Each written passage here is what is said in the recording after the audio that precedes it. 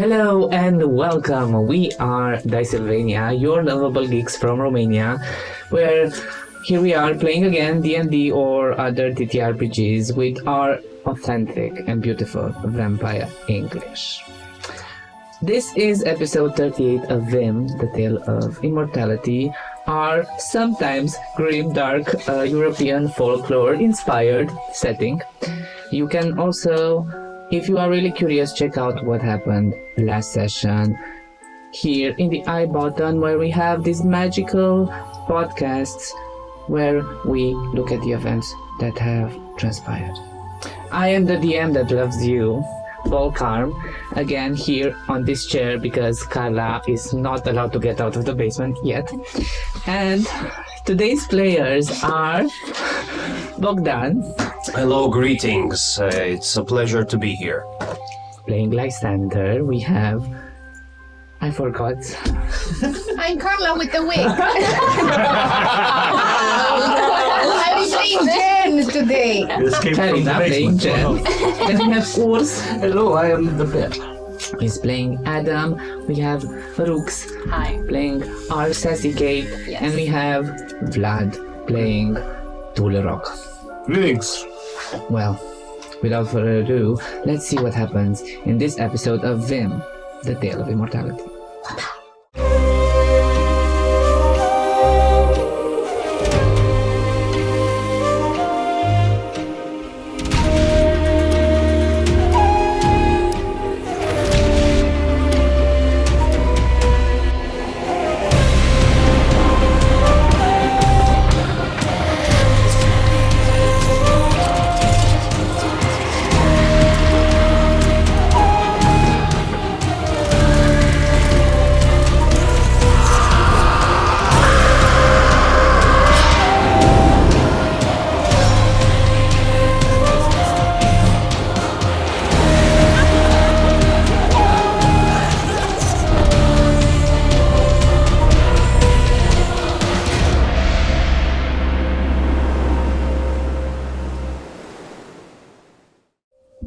We are where the air bites cold and white surrounds us all around.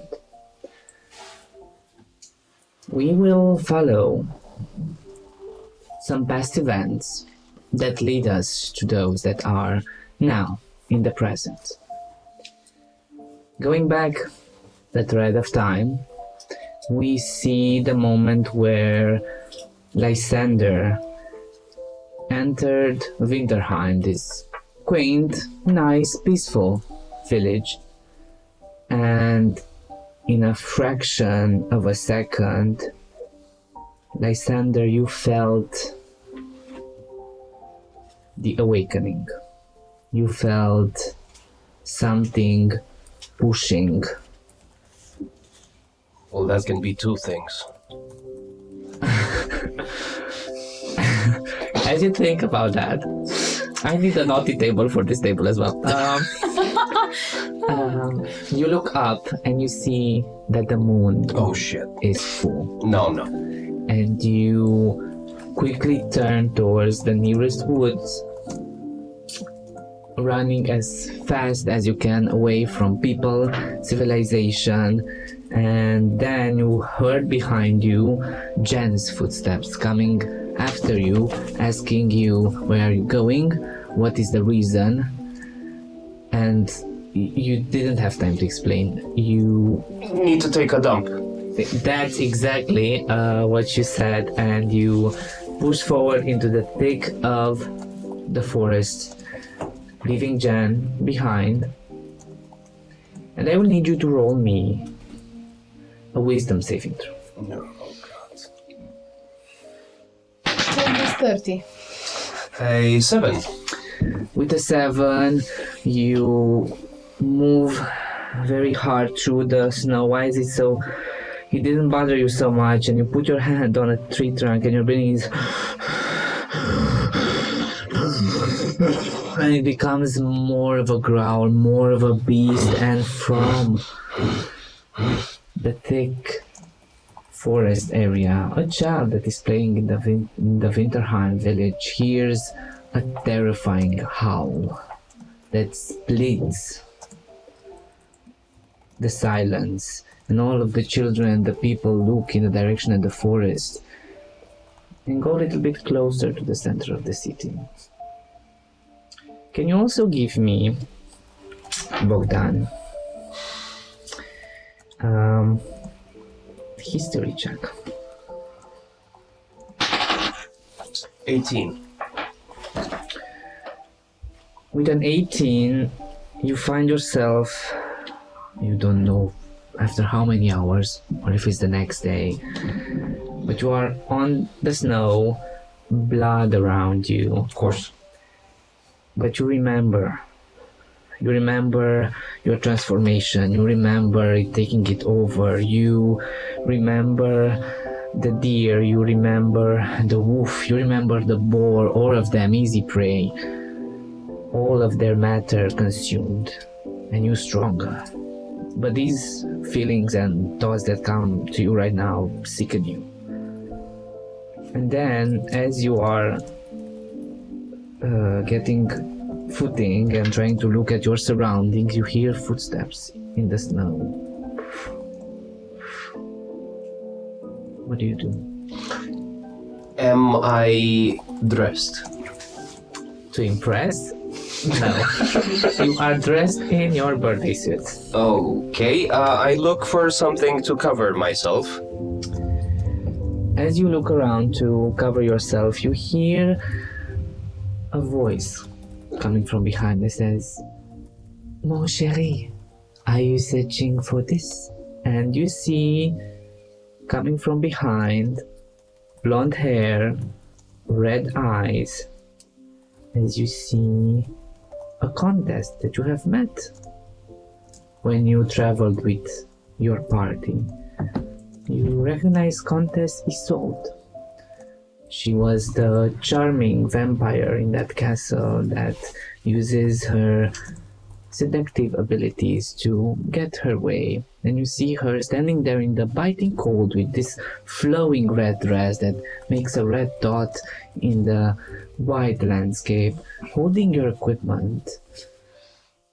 I make a vow, and as I'm closer to the ground, I try to grab something to cover myself once I get up again. Is there anything on the ground that... Give me a perception check. He'll quickly notice that. He puts the carrot 17. on With the 17, you do find that there is left a piece of skin, probably from the deer or the boar that is like...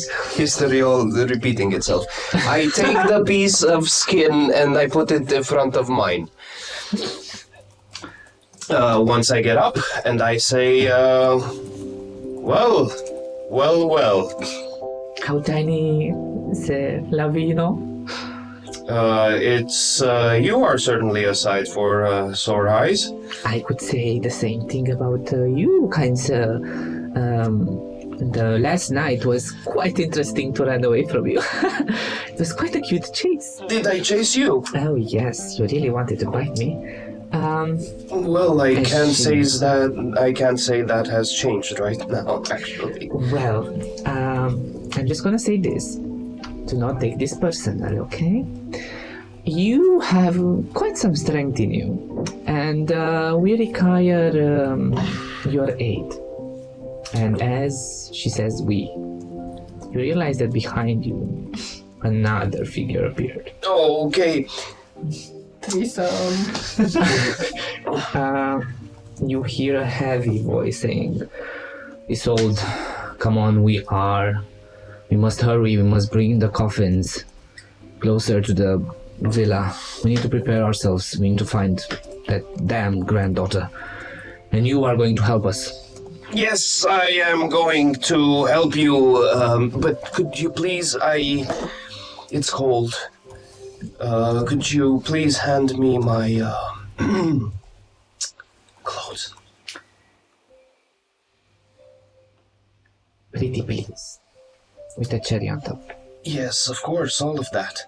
Okay, I will Okay, fine. And she gives you the clothes. Thank you very much. I start dressing myself desperately. Now, we have a lot of work to do. We have to carry 1, 2, 3, 4, 5, 6 coffins in total. From the border with Green Spring to a villa that we found close by. And you are going to help us because we helped you survive, or we are going to kill you. Well, this doesn't sound like a negotiation. I was really trying to make it one, but it's very hard with the Maverick here. May I be in charge of logistics? What kind of logistics? Well, it's 6 coffins, there's only 3 of us, logistics are involved.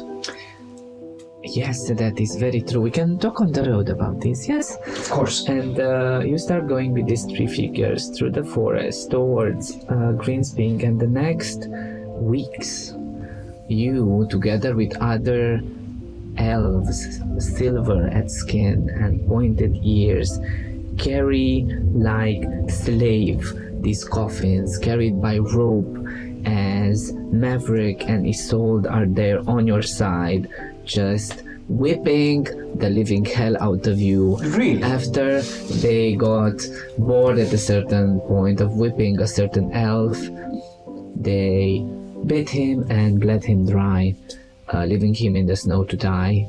And all of this... That's a waste. See, of that's why I should have been in charge of logistics, because you don't kill your slaves when you need them to drag something, because then the slaves that are left will not be as effective. Yes, my dear Lysander, but you see, it's less food to give to somebody and an extra free room for another elf. There's so plentiful of them here in Edinburgh. It's crazy.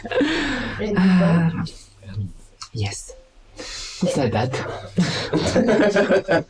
We're Scottish, mate. Whatever. And this carries on. You are not really This given... goes on for weeks. Yes. And it goes on for exactly 30 days. And then you realize that the moon is gonna become full again. And you start to worry in your room, like you need to get out of here, you need to get away from those people or not. You could just stay here because they've done worse things. You could stay in a room. And as you are thinking about that, you see Isolde coming to the room, think, may I? It's a dangerous period of the month for me.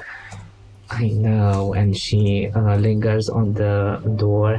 That is why I am here to help you in this tough period that you And how are you planning to do that? She makes a step. She makes a second one. She extends her arms. Do you trust me, Lysander? And her fangs show.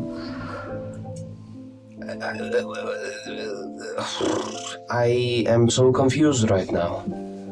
You see, I had a date right before All at of some this. It point. has been quite a lot, I will agree. Yes. What's her name? Doesn't matter. So you care about her? No. Then tell me her name, That's Lysander. preposterous. No, it's just that you're weird. I mean, hot, but you're strange creatures. Okay, so you will not mind. You know what? You are actually mean right now, but it's fine. I don't have a heart, so it doesn't matter. And you see her making some magical incantation and says, "Don't worry, everything's gonna be okay." When this dust of pink and purple energy goes to your eyes, makes you tear up a little bit, and you have to close your eyes because they're tearing up, and then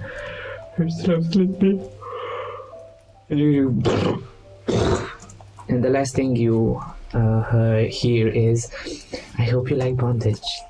And then your senses are gone. My safe word is. Now, wasn't that interesting, folks? Oh god. But that is not all, because we have another side of the story to tell as we come back to the present. Because while somebody was having fun in the woods, somebody else was having different fun in the woods. You see, Turtle Rock found a mate. He managed to, Yeah. if I recall correctly, show his worth to Sigrid, this giantess that is just a little bit taller than Turtle Rock. Red hair, bright blue eyes, strong physique, Nice very mustache. proud. She shaves it every day.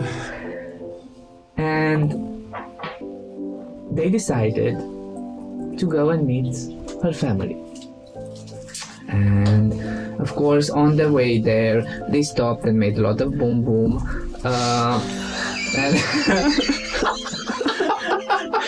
This is how we officially call it. I thought it was smashing, yeah. For me, it's boom boom. It was quite a honeymoon of sorts because you stopped near to the forest and you hunted and you talked about yourselves and you've learned that Sigrid comes from this giant place called Jotunvik where giants live, and she is the smallest. And all of the giants laughed at her because she was the smallest one. So she decided to not live there anymore. She can go and live with the humans because the humans are small, so I can call them small, so I know how it feels like. And one night, as you were preparing the campfire, you see Sigrid getting tense, looking around. Give me a perception check, please.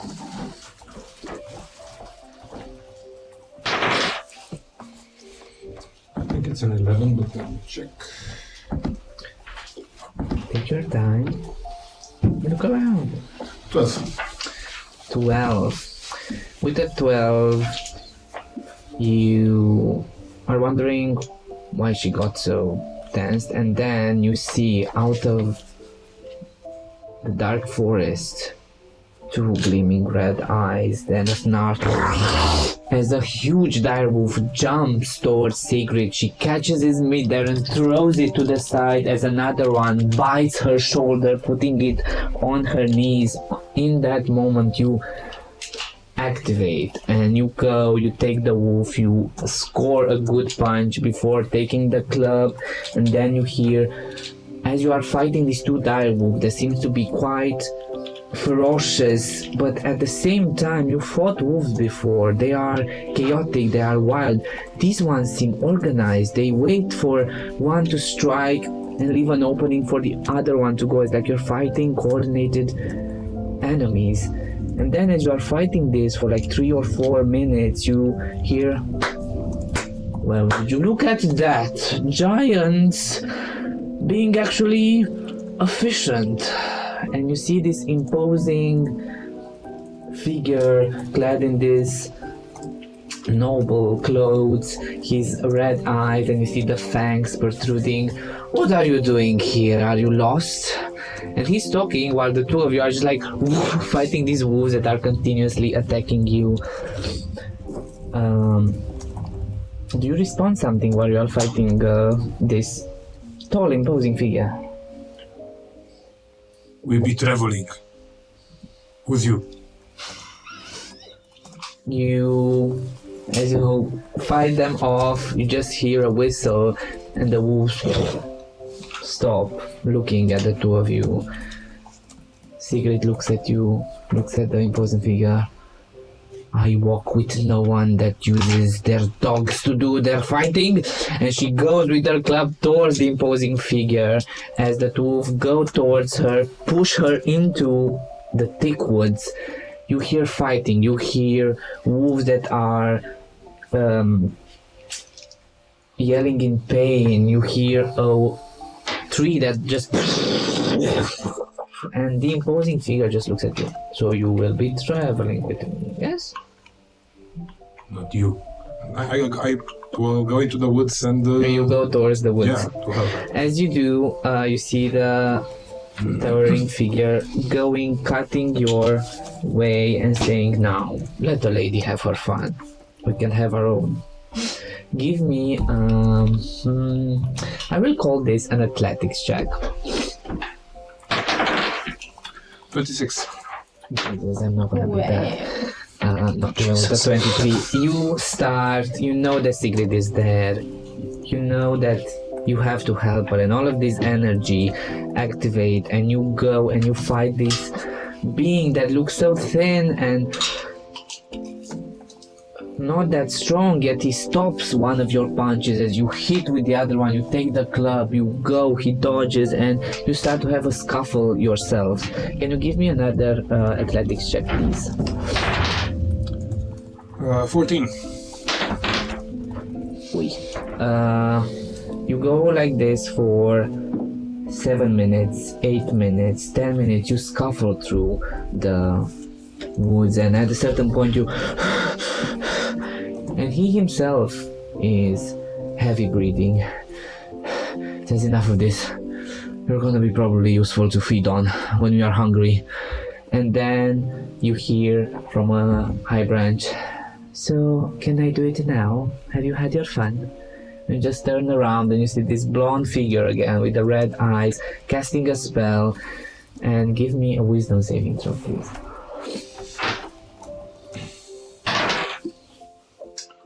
7.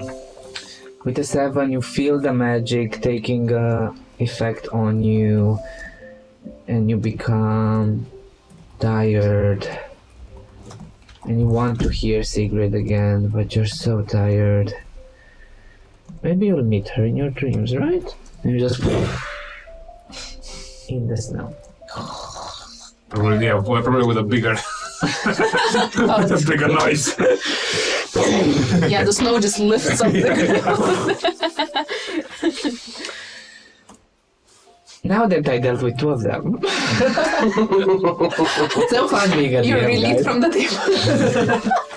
But now, we are here, close to the present, where we are 2 nights ahead the events that we experienced in Greenspring. What events? Check the I button. Hello. The party, Jen, Adam, Genevieve, Leo, that remain near Winterheim, went and, with the help of Seraphim, took down her grandmother, Eleanor. And they are now in this noble's refined estate, where we are going to go to, let's say, to the basement. Let's start there. And in this dimly lit chamber, a massive beast thrashes against heavy chains. Its form is shifting between monstrous and man. You see thick fur that recedes, revealing patches of pale skin, only to surge back as muscle and contorts unnaturally. The creature snarls, its yellow eyes flickering between wild fury and fleeting recognition. Lysander, can you give me a wisdom saving throw, Oh please? God. Come on, you'll do better. Hopefully. Saving throw. Natural 20. Oh my god. 23. Yes, I have that effect. You snarl and you are chained, and your senses, you know that you have to fight this for the next hours. How many hours has it been? It just started. What happened? You see yourself in this dark room and some figures close but distant at the same time. You must be hallucinating because you see a familiar shape. You see, is that Keith? but you're hazy. You're not sure of what you're seeing.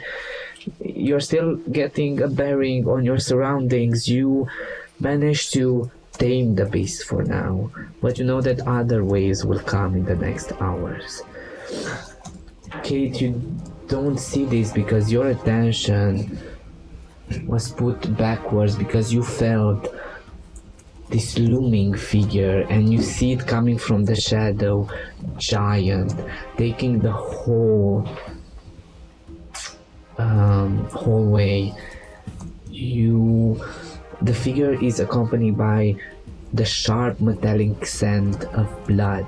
You see coming from the darkness the bright blue eyes, the red hair. You recognize Sigrid, battered, cut, heavy breathing, that is locking eyes with Tulrok. Tulrok, you, unfortunately for the past days, you stopped counting. You have been... I've never been good at counting anyway. You have been used as... One. One. One. You have been used as a feeding puppet. Every couple hours, a different vampire came to you and has fed from you. You have this wound that continuously drips with blood from the multiple bites at your neck, and it was easy to keep you because they gave you rocks. Rocks are easy to find, and you ate rocks, and they would come and they would feed from you, and it's quite a cheap endeavor, and it really helped a lot. Low maintenance. But then at a certain point, you saw them dragging a sleeping Lysander. Have you ever met Lysander? No.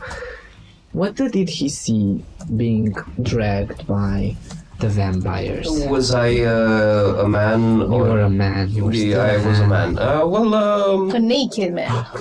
No, Again? that's close. I think He had on him some rags, some simple rags, but you did see that his equipment was put very nice of them in a box close by. He's just a handsome bloke with a strong jawline, a beard, a little bit of puffy chest hair, but right at the, You know. yeah. You know. and the man bun, and a man bun, and he's just Having good the best. looking. That's it. And then after, I think, counting is hard, but after a time his form started shifting, his muscles started contorting, fur started growing on his body, and a longer face, snout, appeared, and it was pretty clear that his form was shifting continuously. But then you see how Sigrid doesn't even bother putting you outside of the way. She just quickly rushes towards Turlok, and you have been hanging upside down all this time, which is impressive. She takes you up and says, "Oh, my mate, I am glad to see you are safe. What have they done to you?" They fed on me. But we're not strong. I fell on rock. You are strong. And she goes and pulls from the chain. Now the natural 20s are coming. Coming a big part of the ceiling as well. As you go down. What's next? Exactly. Next, yeah. You are being put down. She's kneeling down, checking you, seeing if you're safe, looking at you. You smell of the beast, and you see this feminine figure rising up to her whole height, reaching the ceiling. You have the beast inside of you. So listen, it's It's the gods. I mean, what are you gonna do? I will not let the beast leave. It will die here under Wait. my hand. Wait. Lysander. That's why you ran away. I knew you were trying to tell us something at the cabin, but I didn't think it was this. No, Sigrid, no. Just take Torok upstairs. There's the others. Let me deal with this. Persuade me. Let me deal with Are you shifted right now? No, I think I Yes. turned back, right? Yeah, you're on your phone. Naked. It might be. As you do. Wait. It's a 19. Please, Torok needs you. He needs your help. Torok! It's Oh my okay, God. I can talk with him. And I try to speak with animals.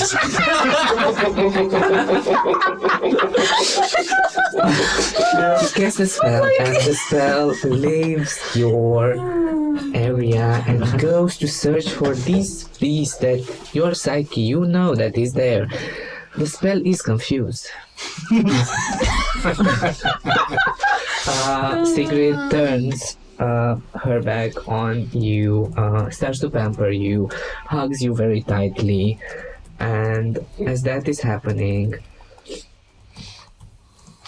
from the doorway, a soft, ethereal glow starts to fill the air.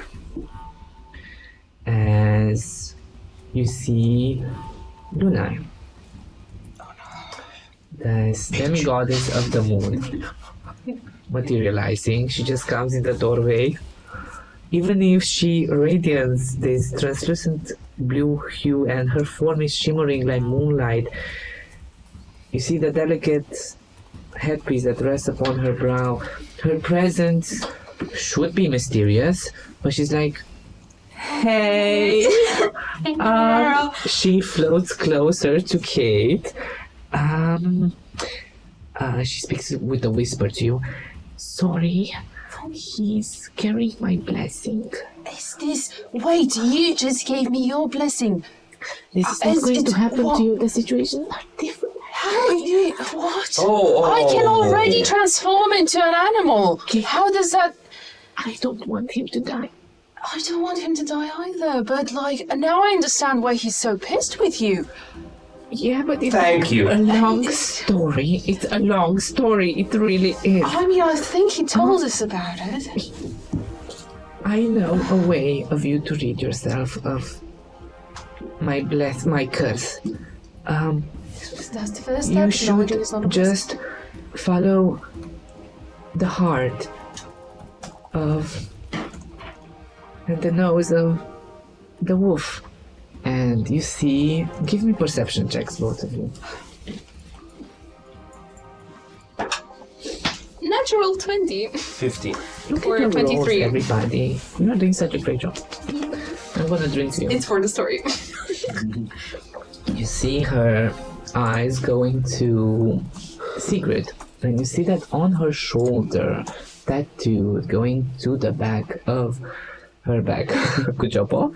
You're doing You great. see a constellation that looks like a dog. It has the triangles for a head. It has this other stars forming a body. And it says that the wolf, the constellation of the wolf is going to help you. Then you see her form strangely shifting. Luna. You have to hurry. He probably has 3 more hours until the ritual can be done. Follow, see. Her form is ripped from your presence. Of course. And you are left there with those words as something else happens upstairs. Guys, this is thrilling. Keep watching. So many questions. Oh my god. Upstairs, Adam, Yes. you yourself are breathing heavy. You have become a funnel of complete and utter purification.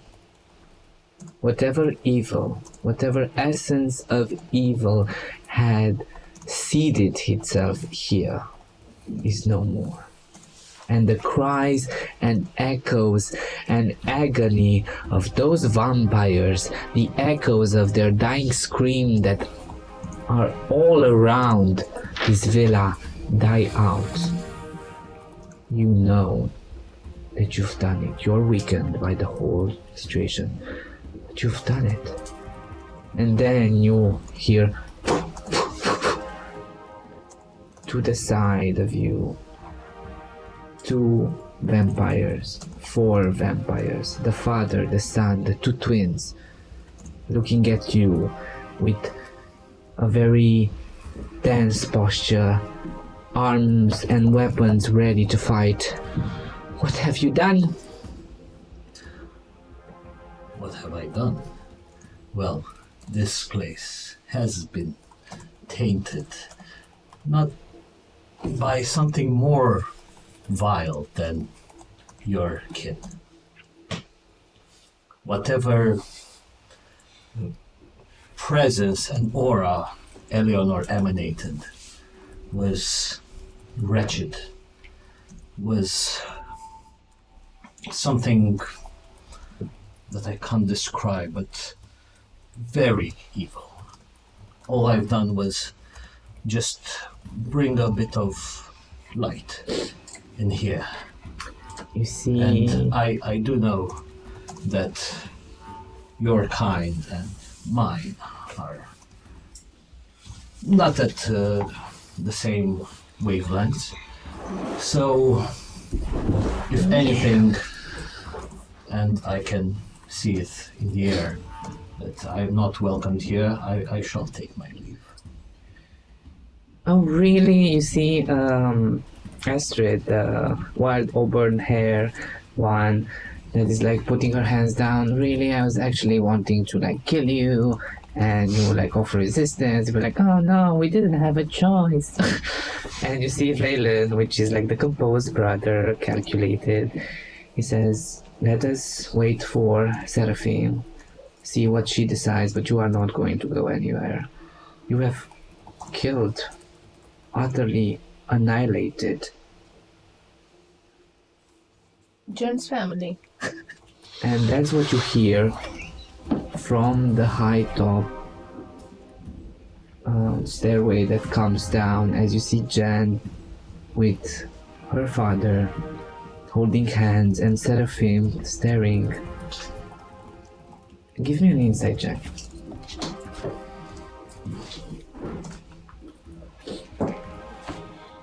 You look at Seraphim's visage. She had those deep icy eyes, that short cut black hair. Now her eyes dance with blue and red, and her hair is longer and her nails extended. After she took Eleanor's heart, definitely transformation happened to her. She seems much more mature, she seems much more stronger. Yet you see in her eyes right now so much sadness. You see her holding the railing, looking at Jen. He's with you, no? Jen's face is trembling, and she moves slowly to check on her father. Is he there? Your father is there. He's there, very strongly clutching your hand, and looks at you. Everything is okay. We will be fine. Why were you not destroyed? Why was I not destroyed in this purification process? For a split of a second, her face goes wild. You see the eyes popping, looking more ferocious, like before, a bit of red. She unveils her teeth, and you see her predatory nature. She pushes herself up the railing and jumps and rushes up to Adam's face. In a split of a second. Whatever judgment you wish to put upon me, I will fear none, as in the footstep of the righteousness divinity will follow. She takes Adam by the robes and pushes. Dexterity saving Oh my throw. god! It's burning! Dexterity saving throw. Yeah, he's basically just glowing like. 12! That fails. Yeah, you're too upset. It's okay. Your skin is burning, but you're upset. I don't mind. I'm a chef. I always get burns on my Karla's hands. So 13. 13. It's okay. You see Astrid eyes just like... Troublemaker, oh my god. Mais c'est pas possible! How did you know that I won't die or my papa won't die after all this mess we went through? Do you ever stop to think before you do stuff that your God tells you to do? From the basement. I base myself on the intuition of the fact that her coffin was, let's say, sort of a... how should I put it? Who gives you the key right? that the other coffins were linked to. Who gives you the right to kill my whole family in just a poof without, Because passing judgment? who wouldn't say that they wouldn't have done the same once they've recovered or planned something even They further? cannot recover. We had this whole thing planned. They have to follow the true leader. Right. As Seraphim here You know did before with Eleanor. You know how difficult it was for me to cope with the fact that I have to kill my own grandmother, my own blood, after, saving her from the place you don't know about, the graveyard, but it's okay. And now you just decided that, okay, let's take her papa, her uncle, all the family. Maybe she dies, maybe she doesn't. Who the fuck cares, no? I do understand that you did have feelings for your grandfather. I'm not sure about the rest, yet in that regards, I can say I'm truly sorry for him being involved in this. Well, it's easy, says Astrid. We just have to kill his grandfather, right? Where's your grandfather? It's like, you the one, and she just wailed and the other two like... He was also my boss. You have any idea how complicated is this? What about his business? The father, which appears in his 20s, and the son that appears in his 60s, say the family is very important. And But sometimes family members take choices for us that we do not agree with. Seraphim comes down the stairs together with your father and says, "What has been done has been done. I cannot lie and try to fathom what you are going to say. But we are bonded by blood and we are sisters. And we are here for you. You, on the other hand, and you hear this conversation, Adam, you hear the people that are talking, yet their sound and their voices go lower and lower and lower. You see their lips moving, but there's just quietness. And then as she's talking, you look straight to her because you're not listening to her anymore, because your visage, your perception is taking to the outside corner where this huge window shows the night sky, and something clicks. Your eyes narrow in recognition. You see Sirius, the star that has spoken to you before, is part of the constellation that you're looking at. It sits as the brightest star in the night sky. the chief star, you might say, of what you know to be Canis Major. Canis Major. You feel a tug, a call for help. Give me a history check, please. Second.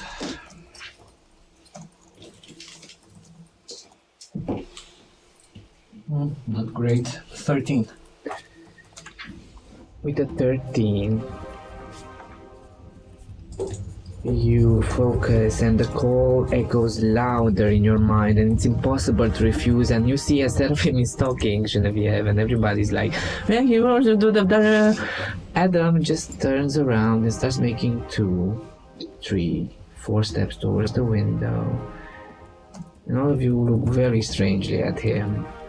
And then, Adam, finally, as you get closer, Sirius's voice starts to fill your mind. Clear, yet commanding. Adam, this is a task you must undertake for me, if you are to ascend to a higher status. It is one of your missions, just as you were chosen to destroy Eleanor. You must help the party reach Jotunvik. And in doing so, you will fulfill your calling and you will aid a companion that is suffering because of him. You are allowed, I will keep your essence here on the material plane for now because this mission is important and you are not to come to the sky until it is done. Either you finish this mission or you burn away in the material plane. You have 3 hours to reach the place. Just this night. There is no more time to waste. I will guide you to your location. Just follow me. And then you hear, now this is actually really rude. He's not He's even really like, listening. what? I completely am. He's not even listening. And This is what you have been. Genevieve goes like, "Maître!" And she goes, sits on the base of the staircase, brooding. And as you are sitting on the Glowering at staircase, Adam. brooding, Keith, Turok, Sigrid, and Lysander, that now you have taken your items from the wooden casket, I wanted to say, wooden box that was nearby your chains. You've clothed yourself, and you go up here where you see this opening salon of this villa that is this covered in red. You thought it was marble, but it's actually blood. And there's these 2 huge stairways going up, and in front of you there's this band window that looks at a garden and a bright stars in the sky. And then you see in front of the window this bright person shining like a star. This is what you also see, Turok. I recognize him. Yes, you know that it is Adam. I would still be focused out Yes. the window. I don't think I would have noticed you coming. he's Just like looking something. also have a spectral deck of cards that I'm just shuffling through, and just for my divination purposes, I've pulled out the sun card and meditating a bit on it, thinking of And rebirth as and you- renewal. Rebirth and renewal. That's Like very the sun nice. Very purifies. On the way, I probably as I buttoned up my shirt, I'd say follow the. Did someone get the follow the ship? She just phased out, right? Yes, but she pointed towards Sigrid and Turok. Yes. Oh, nice I to meet thought- you, by the way. Oh, this is Turok. He wants to eat the world, but he's kind, gentle. He will be Yes. the greatest one that will eat the whole world. Sure. He didn't really answer my question. Like, oh yes, he did. When I asked him, like, if he's the world, what will he sit on? Where were you and Sigrid going? I thought you left. We're going to her village, to Jotunvik, with her parents. Does Adam hear this? There is friends. Give me a perception check. Okay. Perception. Numai de la perception. Oh, magic tiny. It Yes. does It clicks. ring the moment that you hear the Yotumbi, because it echoes on this hallway that goes up. Yotumbi. And you turn your head as you see the in party. my mind, marching. I'm just like fate only reinforces the ideal that us as the ones who bring forth the era of change must stick together. That's in my mind. Very nice. You can have an inspiration for that. Oh, I actually give inspiration, guys. oh my god. Stop. Yeah, but yeah, then I turn around and also see Tulrok, which There is shiny friend. does put a smile on Awesome. my face. Together with the shiny friend, you see brooding on the stairway Jean. You see also. You swear it looks similar to Seraphim, that vampire that had blue icy eyes and shorter black hair that liked to talk in riddles a lot. But now she looks much more mature, her posture is much more demanding, and she has this flowing red dress that goes down to the floor that you thought was red marble, but it's actually blood. So the dress actually goes down into this bed of blood as it flows inside of it. You also see, there are a lot of people in this room, you also see a youthful fellow, his face seemingly frozen in the prime of his life. He looks in his 20s, and you see next to him an older gentleman in his 50s that looks at him and says, "So father, what is our next plan?" And then coming towards you is this halfling-sized, but not halfling, teenager, petite human with auburn hair, bright emerald eyes, and behind her similar face structure but much more costumed and buttoned up, probably twin brother. And she comes to your group and says, no, we were the sack of blood. Damn it." What? You see Sigrid just dancing up. No. Astrid, manners. This is Torok. He's a friend, not a blood bag. But you get those 2 points. Yes, that's very. How did that happen? How did you get friend with here? I mean, friends. Hey. It's too much. Do you let friends suck your blood? Because I can be your friend. Sigrid, go over there, please. Oh, you see Sigrid is like, I didn't tell you what to do. Yes, I was a teenager once. I will go there because I want to, Of not course you because you do, tell honey. me. I know. Good girl. This is the giant. Yeah, she's Yeah. like, the size of Togro, Yeah. but a little bit taller. She just go and checks a flower vase with flowers. Oh, you should get her flower. Oh, art. How, are there many objects there, like art and stuff like that? On the walls of the far right area, there seem to be a lot of pictures, like portraits, the landscape that is outside. Probably you see a noble and a lady, probably the owners of this establishment, if they would have been left. Anyway. I go to the portrait of the lady and I start eating it. like Is this considered cheating? You're eating up another lady? Oh god. I would say so, yes. Okay.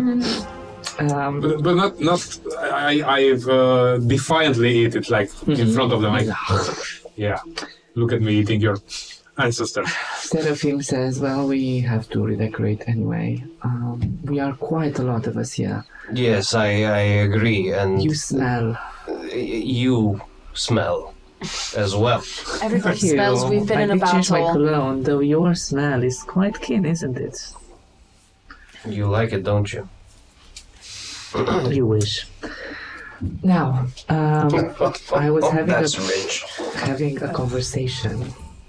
Why is everybody ignoring me as I'm conversing? You see Seraphim coming to you as you are sitting there on the stairway. You see she goes on her knees, putting her hands on your knees and says, we need to make a coffin for your father. I wish to make this place our base for now. And your father needs time to adjust with his new form.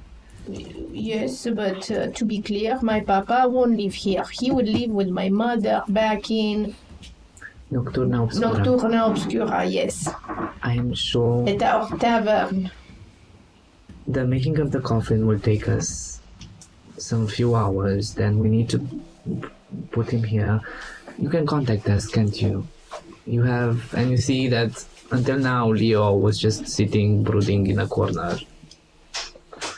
In my corner or the other corner? In the other corner. No, he's literally sitting close to you like a dog protecting its master. He can talk with us. You can send me standings and see how he is. Okay, I take out a piece of paper and say, this is the address for the tavern. This is my mother's address. This is where you can find it. This is the schedule. I put it back. I give it to Papa. Look, it's very important. You get yourself disciplined. Drink only, the blood that comes from sources. Like clean sources. Don't kill people, like we discussed. And wait for the coffin, take it back to Mama, and everything will be fine, huh? He looks at you straight in the eye. He takes your Which eye? face. Left eye. And he said, I am so proud of you. And I am sorry This is I a have been first. such a burden. You I'm are on the learning back. Irish. French is very hard to do. Jesus. Non, c'est pas difficile. difficile parler C'est français. très joli. And he goes and hugs you again. And he tells you to give yourself time and give yourself space. And for once, live for yourself. Oh my God, Papa! In these 400 years, I haven't seen you. You changed a lot. Being close to that experience could Oh my bring God. some realization to the You're mind. very wise now. Yes, I think it's the deal. But Also, in that 400 years is a lot. Huh? You can change in 400 you are years. old, you are quite old, but you look good for your age, no? I'm not old. I traveled through time and space. My We are not old. The first lesson that your mother told me was never tell a vampire lady about her age. I always do it though. That's why I always have to change this tooth. I inch closer to Kate in the background and I go, What type of inching? what the sorry. fuck is wrong with this family? Vampires? I don't know. People that like to suck. Stranger ways. I came to accept it. She's a great cook. And I think she's my friend now. Oh, right. But should we... This seems quite personal. This seems quite... Hello. Are you Thank feeling you. comfortable? Thank you for abducting me once again. I'm sure everyone has seen me naked up until this point. I have No, You I are have welcome. not. You want to give us a show?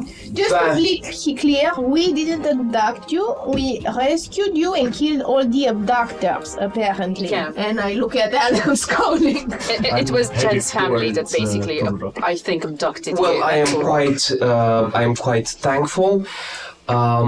This seems like it's an intimate family situation, and you have all of eternity to figure it out. And We don't. I already wasted hours upon hours of my short life, so I wouldn't want to interrupt anymore now. If I could go have a concert in a tavern nearby, if He's I'm- lying. Wait, no, I'm not. Smell it lying. I have a flyer. You see Astrid somewhere. behind Lysa, like, no. No. Just back off. He Oh my smells god. quite yummy. Okay, so people want to sink their teeth in you, and it's not me, just so you know. We still have to figure out what Lunai meant. And I think it has something to do with where they were heading. Because she pointed towards Sigrid. Sigrid, can you turn a bit? Just to show your tattoo. As you ask for that, Adam, you said that you were going to I was Turok going towards Turok. because it's in the same area. First, to say, good to see you alive and well. But how come you're here? You're supposed to go with your mate to her family. Yes, we were abducted by these creatures. You were abducted, mate. I was thrown over a cliff by the wolves. And I tracked you for weeks. I have a creature inside me that abducts me sometimes. It's good that Kinky. you all are well. But I've heard saying something. You go into Jotunvik? Yep. That is the place where I come from. And then Kate yells, Sigrid, can you show your back? And she turns her back, and you see on her back, you instantly recognizing it is the constellation of Canis Major. Okay. On her back tattooed. Now, there are coincidences out there in the stars and everything, but once you see the patterns and when they align, it means something more than this. I myself had a brief vision and a voice from the star of Sirius talking to me for Amory. Are you serious? I always am. I need to bring Kate, go. to this. High five to Rock. Yeah, I need to... Yes. I always am. Love it. And it being a important star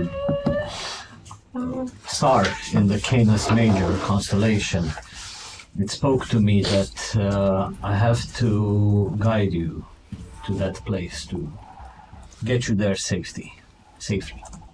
Yes. Major.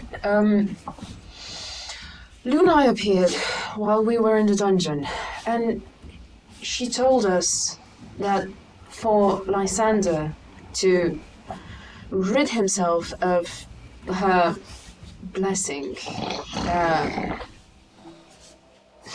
just making noises. thank you, we had to follow the constellation of the wolf. Yes. Is it the same It is constellation? quite the same, right? I mean, Yes, 2 + 2 = 4. yeah. It says- It is the same. It said something about going towards Oh, the heart and look the at you. nose, so you have to make like a direction and And go you do that know way. that at the heart of the constellation, the This is jotted part serious. out, it is serious, yes. It is quite serious, guys. And Have the yourselves. the reader was follow the nose and the heart. So you make like a vector and go that way.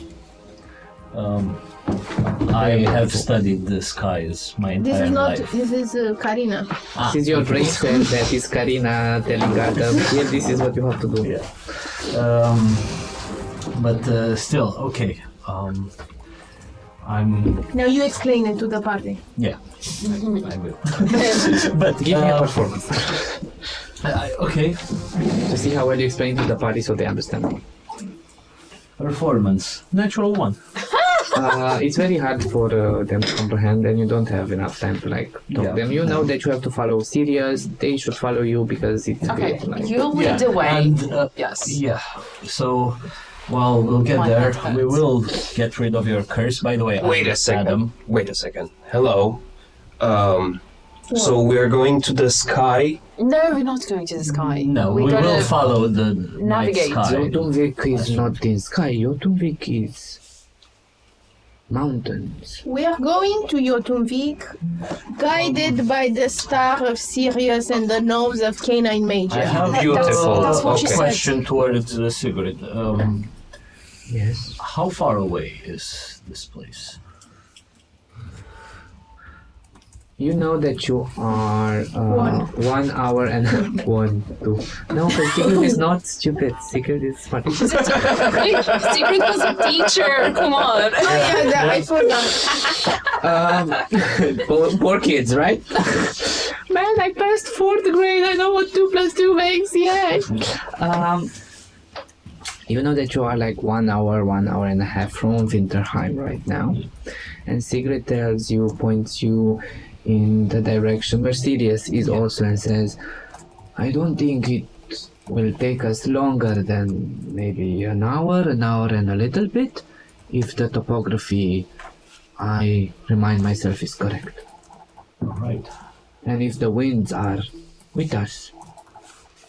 In this case, we should make haste. The voice of the star told me that we should be there within 3 hours, or other bad omens might How long befell. ago was that? Actually, it told Like, you that We're you're already 10, wasting 15 time. minutes. Okay. It told you that you're gonna burn in the material plane if you don't get there. You don't have to tell them that. No. Yeah, I didn't say that. No, I'm just reminding you that you might die. Imminent doom. The same bad omens. You're dying. You're not dying.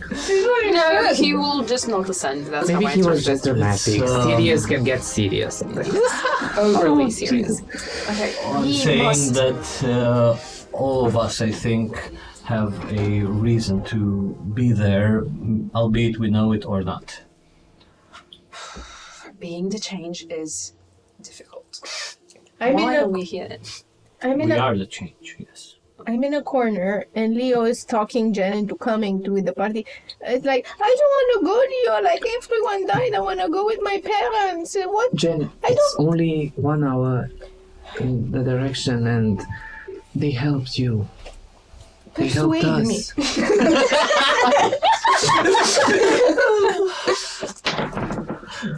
18 plus, however much Leo has. If you are willing, being a task from Lunai, I feel a little bit compelled to help her, and even if he doesn't accept it, he carries her as well. But Okay, not for fine. long, if I think it's okay. I'm coming, but afterwards we're gonna have like a nice dinner and like a little fete that to celebrate our accomplishments and mourn the dead. This is a custom, so There is so much happening. Yeah. I really wish to go back to Green Spring and see my parents. fine. Let's go. And with that, you prepare yourselves. Seraphim stays there with your father as you exit the room. Who's the first one that pushes through? The one with higher. doorway. The one with the stars. I would just have want- also can be above and also look. Is it nighttime? Oh, Still? It is It is. nighttime, Okay, so yes. he's basically a beacon of light. Yeah. He Pushing is. Can he And melt the snow around him? Yes, He's I flying. did that before.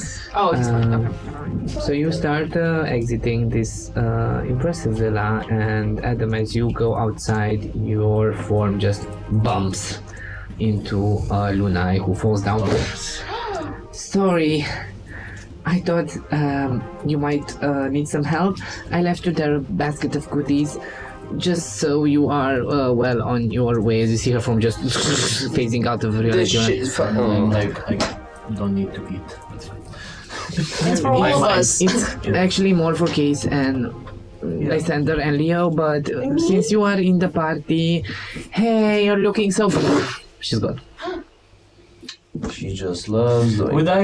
I think something's happening to her. I've Yeah, never seen her exactly. do that. Would I know if this disappearance of her, if there is any effect behind her, like on a celestial level, like is anything like, I don't know, Mercury in retrograde or something of these sorts of things that Pluto is affect mad. and the energies of the Give me star and astros. an insight. Why is glowing lady like scrambled eggs? Oh, What? 23. Why is scrambling like eggs? Oh, And As you hear that from Tulrock. That's what's happening. Her energy, her projection is being scrambled by something or someone that has a denser energy, and it's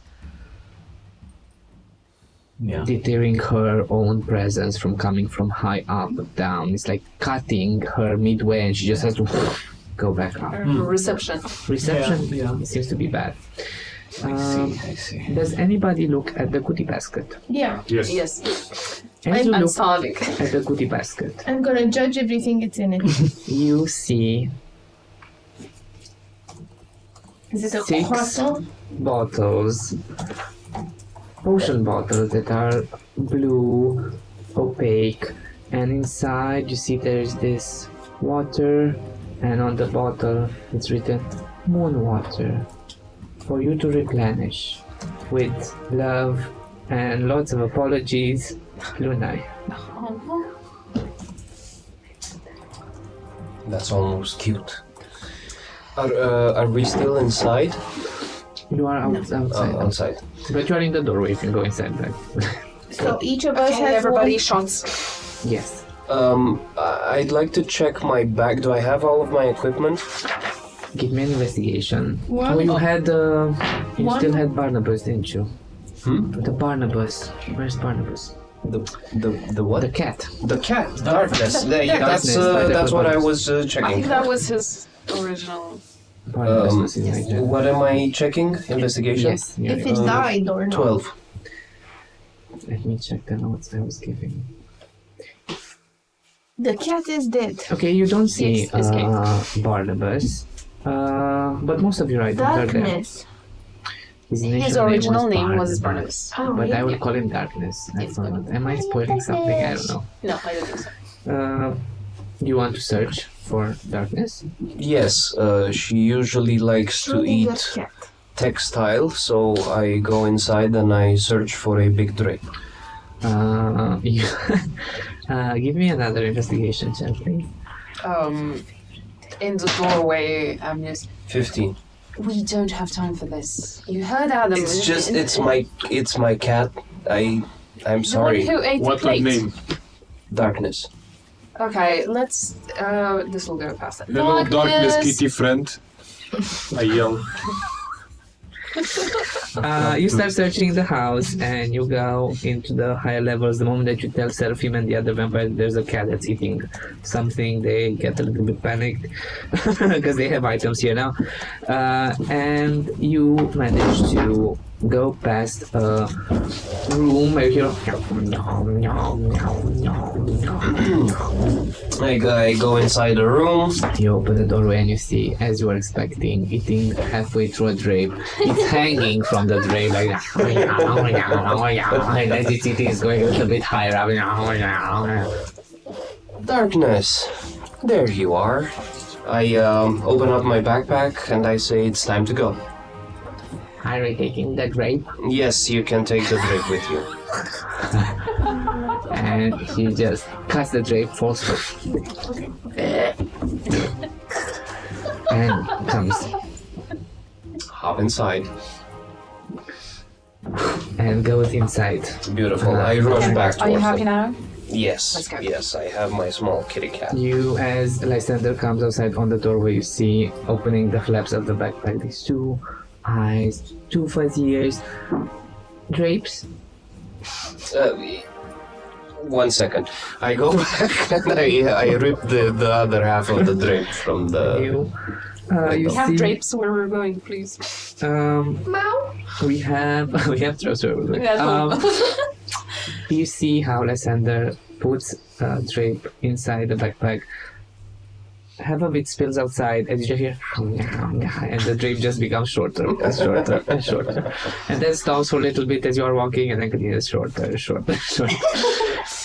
So what do the potions do? Those of you that have decided to taste the potions, Yes, you will almost. have the I'm not benefits. tasting yet. I'm holding it. Who is drinking them? You are drinking. Okay, the moment that you drink the moon water from your lady, you get the benefits of a short rest and also the benefits of an arcane recovery, which means you recover levels of as English ball. You recover half your levels in spell slots. So you are right now level 7. So I will round it out to 4. So you have 4 spell slots to mitigate in certain direction. You can put all of them in level 1, you can put 2 with 2, you can put 3 with 1, however you desire. Those of you that see Kate drinking this liquid, her face starts to glow, shimmering moonlight sparkle going around while we walk. Invigorating. What are you doing while you walk? Ethereal. Yes, you are walking. You are walking. Everybody took a bottle? Yes, everybody. I'm eating the basket. You're still okay. You still have the bottle, just so you know. Yes, please. Give me a Constitution saving throw, please. Me? No, with advantage. Oh.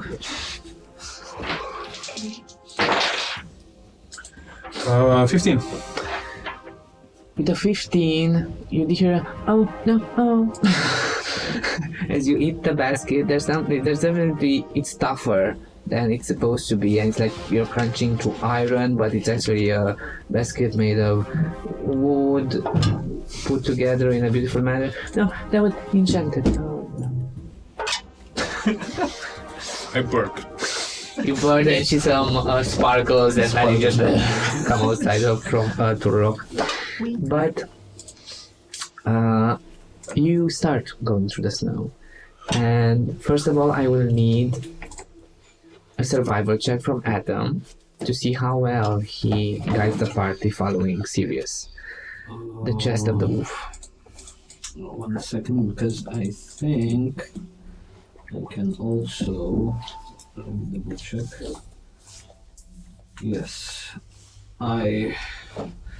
fuck, I'm gonna run out of spell slots, but that's it. It's okay, you have the potion. I can't drink or eat. Well, But you can try. An IV drip. I can help him But with the survival check if you want. the thing is, I will, as we're going, I will look in the direction of where the star Sirius is, and like, even without being aware of myself, like, my mind just connects to it, and in a way to connect with it on a deeper level. So I will cast borrowed knowledge, which gives me proficiency in survival. As I will basically let Sirius itself guide me. It's not me moving on my own. Can I also help him? Because I have studied Sigrid's back for a while, so... Yes, you have. He was my cellmate. Wow. Yes, of course, with that Something like motivation. Jesus. Oh, okay. So with advantage. But you thought it was the constellation of the doggy, right? People are on fire. The archer and the dog. Okay, that's good. It's a 24. Okay. With the 24, you start trekking and following much more easily, connecting with Sirius, seeing as the other stars are going a little bit dimmer, so Sirius burns brighter, so you can follow it easily. Lysander. No. No. Let me see something. 9. Natural 20. Leo comes to you, and as you're concentrating, you feel it coming. I'll be serious. You feel a hand on your shoulder and says, "Are you okay? I can help you if you want to." Well, depends what you mean when you say help me. I can enhance your ability to fight this. Yes, I'd like that very much, please. He closes his eyes, and when they open, they're completely purple, and this beautiful melody and soothing sound comes to your senses, and you have the owl's wisdom, which means that in the next hour you have advantage on any wisdom saving throws that you Beautiful. might have to do. That I need to throw right now, right? Well, if you want that bad, sure, you can go for it. All of you see as you are walking, you hear the thud as Lysander goes to his knees and hands and starts growling more and more, and Leo starts to back away. Give me the wisdom saving throw, please. You hear the bones cracking. Oh my god. Oh my god. 10. 10 with advantage. Oh my god. Oh my god. See? Why the fuck did I go outside during the whole... And those sounds get quieted by growls and screams, and then just "Ooh!" as it pierces through the silence, and all of you see as Leo looks in shock. We need to restrain him now, as you see this huge form of a werewolf, fur with him, long claws, teeth that are sharp, blood red eyes that look at Leo and just I want to use my reaction to jump in front of Leo. Give me acrobatics to see how quickly you manage to move in front of Not Leo. athletics, acrobatics. Well, oh, it's athletics actually, because you're trying to sprint. Dirty 20. Dirty 20. With a dirty 20, you just push him out of the way as this claw just catches your forearm and just and it cuts so deep. And for one reason or another, it hurts more than it should for you. Everybody will Someone go went in what I skylight. like to call that's 10 points of slashing damage for you. Wow. Okay. 10 points of slashing. Yes. And you also... Oh no, this is a claw. So, everybody, we are in millisecond minigame quick time event. Everybody has an action or a way to respond to this before me together with Bogdan will kill you. Mostly me, because I have taken full control of Bogdan. So, Jen quickly went and put Leo aside as you got scratched. I will say that that was a main action that you did.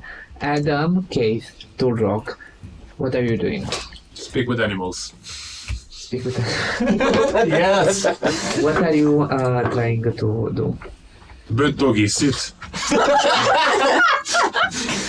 Give me an animal handling check. Also, do we have an order? We can No, everybody But in has this a right. case, I'm quite used to the situation. But seeing that, I will guide you beforehand. So that's my action. To guide you with the one. Yes, you're guided. So it's an 11. You say that and you're very clear in your words. It doesn't seem to reach those very pointed ears. As it just looks hungry all around, trying to get to its next prey. Kate, what are you doing? I want to wild shape myself into a wolf. And fuck him. No. It's called mating. I need Marunsika in this party. Jesus. What do you need? Marunsika, you will find out what What's Marunsika is. Okay, you but turn I will yourself not into- attack. Okay. Can I communicate? Sniff his butt. I don't want to sniff his butt. What do you want to do? Sniff Mark your my territory. butt. Can I sniff her butt? This is the naughty table. You couldn't get more naughty. What But I is know. the intention of you communicating? Do you want to stand your What's ground? Do here? you want to issue visual contact? Do you want to enter in a sort of mental duel with it to have its attention? What is your... I want to Is see if I can actually talk to him to see what he's feeling or what his intentions are, basically. And just to tell him that this is not you, and you can control this. Would that work? very But in wolf language. powerful image as this werewolf that is bipedal, as this wolf that is black, and you see on her ear a feather earring just coming down her fur. Give me nature, please.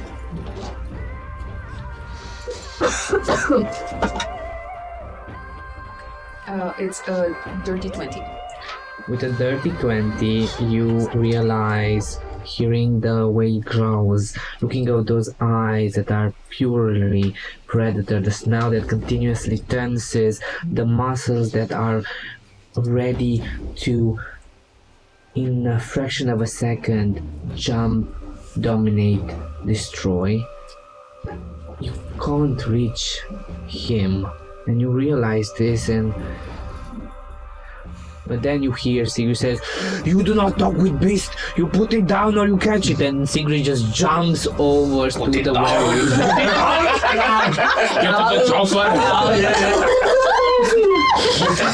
Give me a d20, please, to see how well Sigrid manages to try to grapple If it him. gets squashed.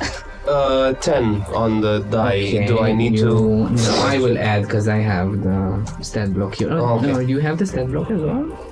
For the werewolf? No. No, okay. Yeah, I'm having fun. Sigrid goes and runs around the werewolf, trying to get him into a grapple, to tighten his arms as to not move, but in the next fraction of a second he bursts free, headbutts Sigrid, which like catches her nose, claws at her. Of course, it's good at this time, rolling bad for everybody.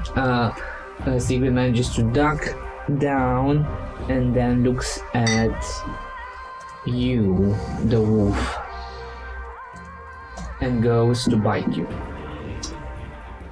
I want me to get into that, but Oh Jesus, why am I rolling so bad? yay! That's a 10. Does a 10 Oh hit wait. you? Oh, I forgot. I'm not. You're not Kate anymore. It doesn't. It doesn't. It comes to bite you. Quickly jump out of the way. Everybody, quick time event time. What is people doing? I'm gonna try to grapple the werewolf. As you do that, you see Sigrid making eye contact with you, nodding, and both of you just run to the side, circle him, and then in a fraction of a second, your heel switch, and both of you just line towards him. Give me an athletics check with advantage, please. With advantage. 25. Whoa. Can you roll a d20 because I'm rolling so bad? Help me, help you. Pin you down. I did the 17. With the 17, Jen comes and grapples it. It starts to break free. Then Sigrid comes, and from one side and the other, you are locked and just move his head, trying to bite left or right, but doesn't manage. And Sigrid yells, "Somebody tie him or something, put him to sleep." I'm gonna put my ties around the back of his head and squeeze him and Oh, like tie the the snout first with a neatly little red bow. That's in your next millisecond round. Okay, Right so- now it's Turok and Adam and Kate that can do a certain action before my boy can try to escape.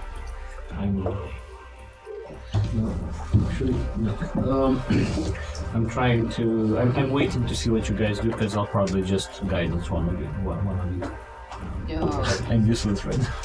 You can burn him. I'm not a bird.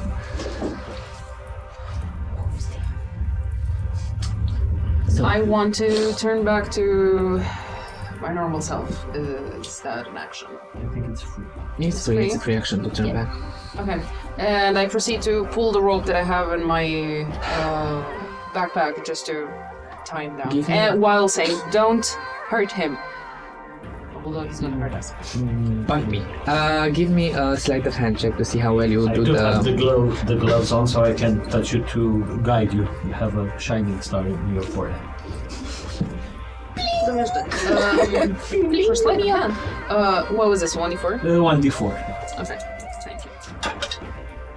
Well, 12 plus 4, that's an 18 plus 8. 26. What the fuck? You go around very quickly. You see Kate just dancing around you and Sigrid, going for the legs, going up, going to the snout. But as you use the rope, you see that it's beginning to get danced and used. It will hold for a few minutes, but if you had more rope and do many more other ties, it will surely hold him. This will probably hold him even if it's very well tied. You will hold him for 30 minutes max, and then you will break. Do you have any other rope? I will jump on top of the werewolf. Like, yeah. You jump on top of him, making it heavy for his legs as it falls to its knees there, crumpling to the ground because he is tied. Okay. Try to pin him down, basically. You have him pinned down. For the intensive purposes of this moment, I will say that you have Lysander pinned down. What is the next action of our party? You have this werewolf that now even his snout is tied. His hand and body is jerking aggressively, trying to escape its binding. I'm gonna try to pull out the rope with my, tie squeezing the back of his neck and tie him in a junior rodeo fashion way, like the paws together, the back paws together, and then make like a sling that Like cattle. Jesus. Give me a sleight of hand check, please. guidance. I always forget I have that. Sleight of hand. Hey Bogdan, I'm glad you came to the session. That was all. What it was? Why are you laughing?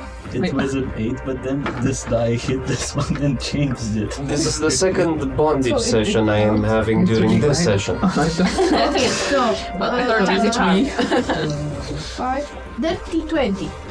With a dirty 20, you managed to do your desired way of roping the beast. And now you have a No more pretty rope. immobilized werewolf that dances up. You see his body dancing. The backpack is fallen onto the ground. The clothes are ripped to shreds. That's gonna be a Right. problem for it. I have to give him my cloak again. And you see, as this is happening, as all of you are sitting on the snow, breathing, you see Sigrid quickly checking every. Is anybody bitten? Has anybody been bitten? No. Nope. No. We don't have time for Those this. are closed. Somebody pick him up. Drag him, pick him up, and then drag him along. I'm picking up his belongings. I'm taking a piece of garlic, like a clove of garlic, and putting it all over his snout so he doesn't feel as bitey as before, like around the road. No, don't. That doggy. You do not get a treat, no. Don't bite. Don't tantalize him. I noticed, like for anti-biting measurements. Also, it's very good. He's You want not a some garlic? vampire. Also, we're not cooking him. No. You know we could finish this quickly, no? No, This is No, a we silver have- sword. we have to try. Okay? Why do you care about him so I much? don't know, but Lunai I know. feels. Shut up. She fancies him. What happened with your accent? I don't know. Why are you British. copying me? You want, Is this why you turn into dog as well? you want him to mate with you as I do with Tulrok? Maybe. No, this is not a point. I see. Then, from a woman to a woman, I understand and I will help you. So, I will help too. I also wasn't that lucky, and maybe in the future, Kate will help me be my wingwoman. Haven't you already bespoken to one another or something? Lunai wants us to go to this place, to your hometown, right? and to try to get rid of this beast. Sorry, it's not. I'm not judging. It's a curse. Well, she It said is a we can curse. get rid now. No, but like, do you understand? That means killing him. We can get rid of the beast apparently without him dying. Shouldn't we try first? What will you like him if he's not a beast inside? I mean, I never knew him as a beast, so yeah. I He's guess. quite handsome when it's not that furry. I have no problem with furry things, to be honest. Adam, as this conversation is happening, you do see from the backpack that has fallen from Lysander's bag some small footsteps that are going away from the backpack. I took it. You see just darkness. There's also a cat going that way. No, darkness! I am darkness! No! Oh my god, we don't have time for this. I can Grapes. Drapes. Oh, here they are. We still have a patch. Oh, they're not drapes. They're his clothes that torn. We have something better. Something. They smell. Animals handling. Animals handling. I mean, You can do it. Everybody's hungry. Everybody's handling oh solution. my god. Oh my god, it's 12. Has a tree close by, jumps on the tree. I go up the tree, climbing, vertically. I am darkness. I'm under the tree. I'm like, please, oh my god, I what do you take have out, to do a with this? ribbon and throw pieces at it. I don't The even ribbon. care about this silly cat. Oh my god. Now, jump down to a nice lady. Come on, here, I please. push the cat. Give me. No, I'm gonna give a dexterity saving throw. You should give an inspiration for this. You go next. Catch it! And I just seal the bag and I'm like, oh. No, I can eat the dog rope. Oh, no, don't. I'll just have to deal with this for later. Okay. And I try to catch up with the group and we're done. On the way, as we're moving onwards, I want to approach Sigrid and ask her regarding your hometown, Jotunvik. What is its special connection to Sirius? Do you have over there clerics, shamans who worship the constellation or anything? We do not. We are followers of Obscuro. Sirius is Lumeno of the stars. We have no correlation with that. We follow Obscuro. We have markings of wolf. We have markings of moon. We have markings of dog. We have and she starts to describe to you like Nordic markings. We don't. Sirius. What is Sirius? The I situation. do know giant. You know, Jack. So you do understand that from saying the rooms about strength, about matter, about the moon also. And okay, hearing this, also, what more would I know about Sirius, Canis Major? Like, what? Give me another history check to see what else I can tell you. And for this one, I'm going to use my inspiration. For basically, it's advantage inspiration, right? Yes. You can reroll a d20. But Oh, I can reroll? Yeah, you can Yes. reroll it. If No, it's it's not bad. that. No, yeah. Jesus, time flies when you're having fun. I will reroll. Okay. Okay, that's better. It's a dirty 20. With the dirty 20, you know of Sirius that he is known as the dog. He is not just the brightest star in the sky, it's the leader and the heart that leads the entire constellation. That symbolizes the wolf. It's very old. It's one of the older stars that you know. It never really talked or told you about its origin, though that it always gave the impression that Canis Major for Sirius was very close to its roots. It was important to be in that constellation, but they never talked about the giants or about that building. And Like, is it attributed to any sort of, what's it called, not tenets, but, like anything that it symbolizes, like in matters of faith, we call it, like...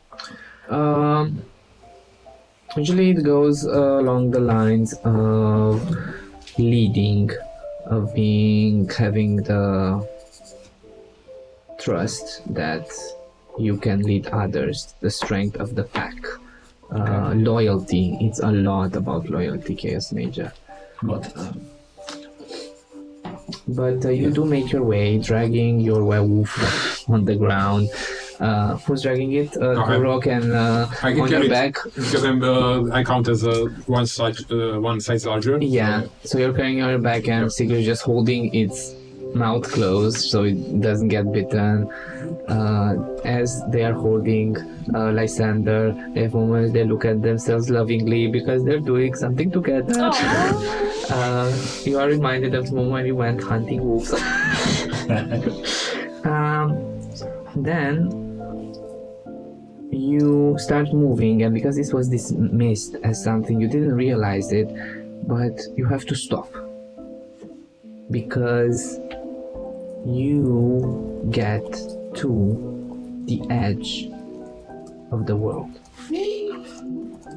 and you see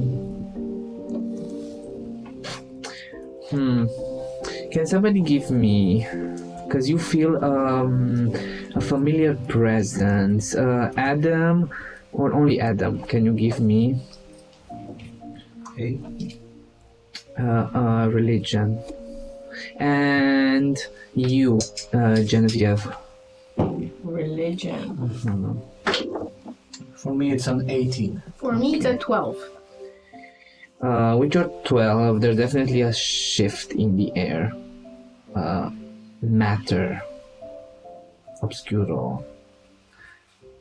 You feel like you are in someone's domain. It's very hard to describe it. It's something ancient, something cold. It is opposite to you. It is obscuro. You get a sense of dominance over, and then as you are thinking about, you hear a in the distance that doesn't come from the werewolf, but is much more stronger.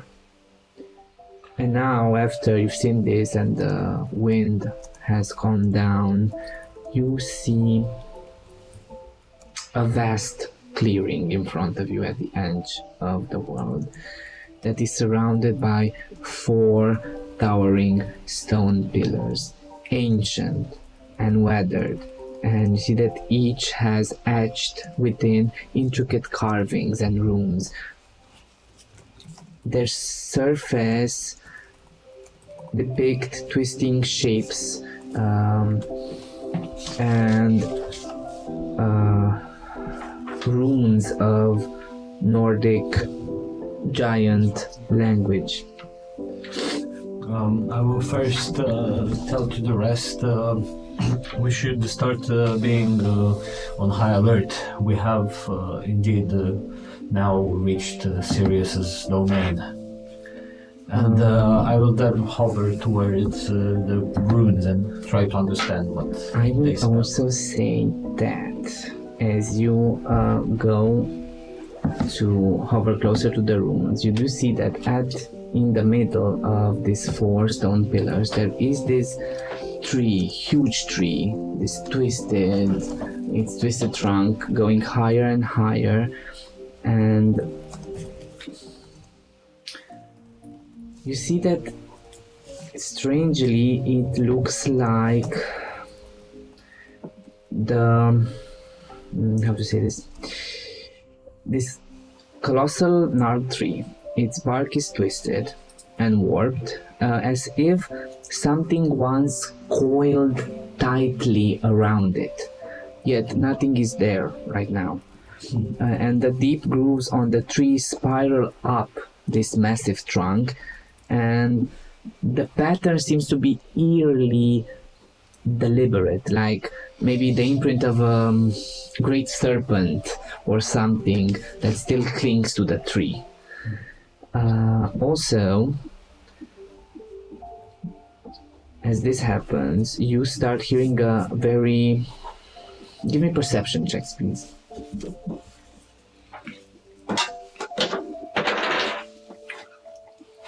10. 15. 17. Oh, I'm rolling 5 tonight. 24. You're on fire all the 24. time. With the 24 and 17, you do hear the low hum of like a horn, like, but in the distance, coming from past the edge of the world. And you see Sigrid saying, "We must call the horn here by matching the vibration and sound that it makes, so it materializes in front of us." And you see Sigrid just trying to match the frequency of the horn heard from the distance. If she's doing a performance, I would guide her. Please. Just a few hertz more. She's really trying. Her face is going red.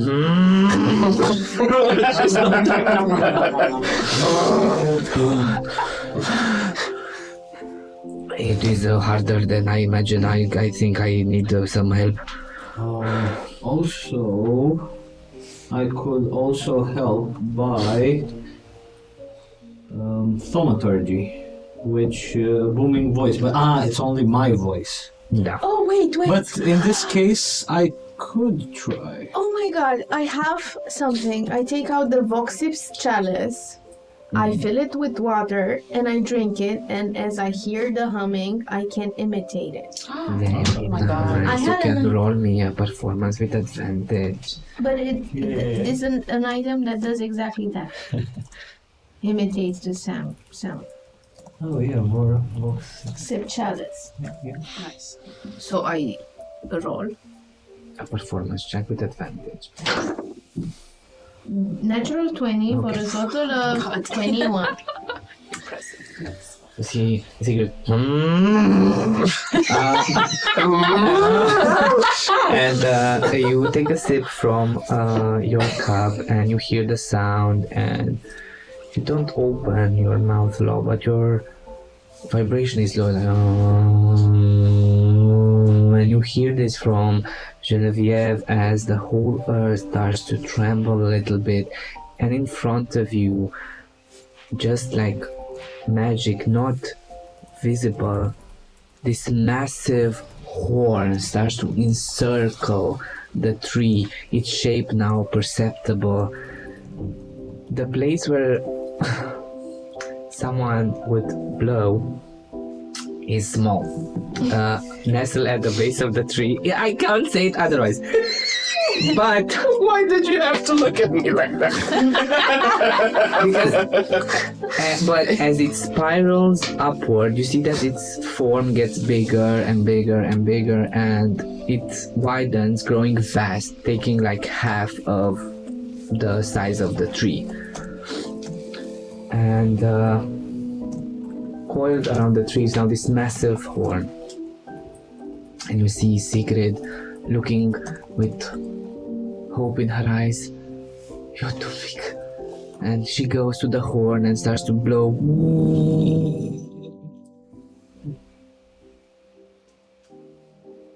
But it dies out and nothing happens, and you see her looking confused as the 4 pillars that are around the tree start to glow.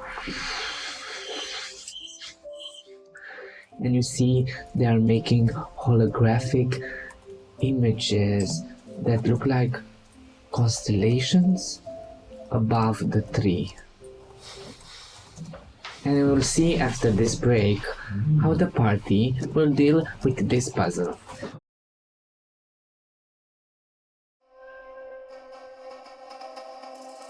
Like and subscribe, dear viewer. Like and subscribe. Not that I wish to imply you've been sleeping on the job.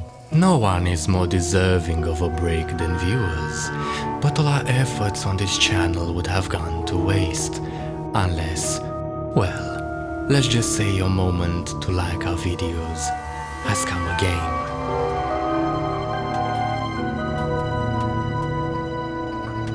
The right viewer in the right place can make all the difference in the world. So subscribe, dear viewer, subscribe and grow this channel.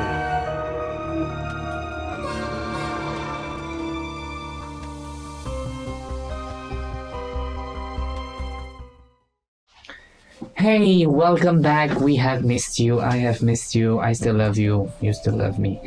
The party is right now at the edge of the world, with the horde now materialized around the tree, though without the sufficient power to do what Sigrun was expecting it to do. Yet, the 4 pillars that started glowing, creating holographic constellations atop the tree, might prove to be the answer.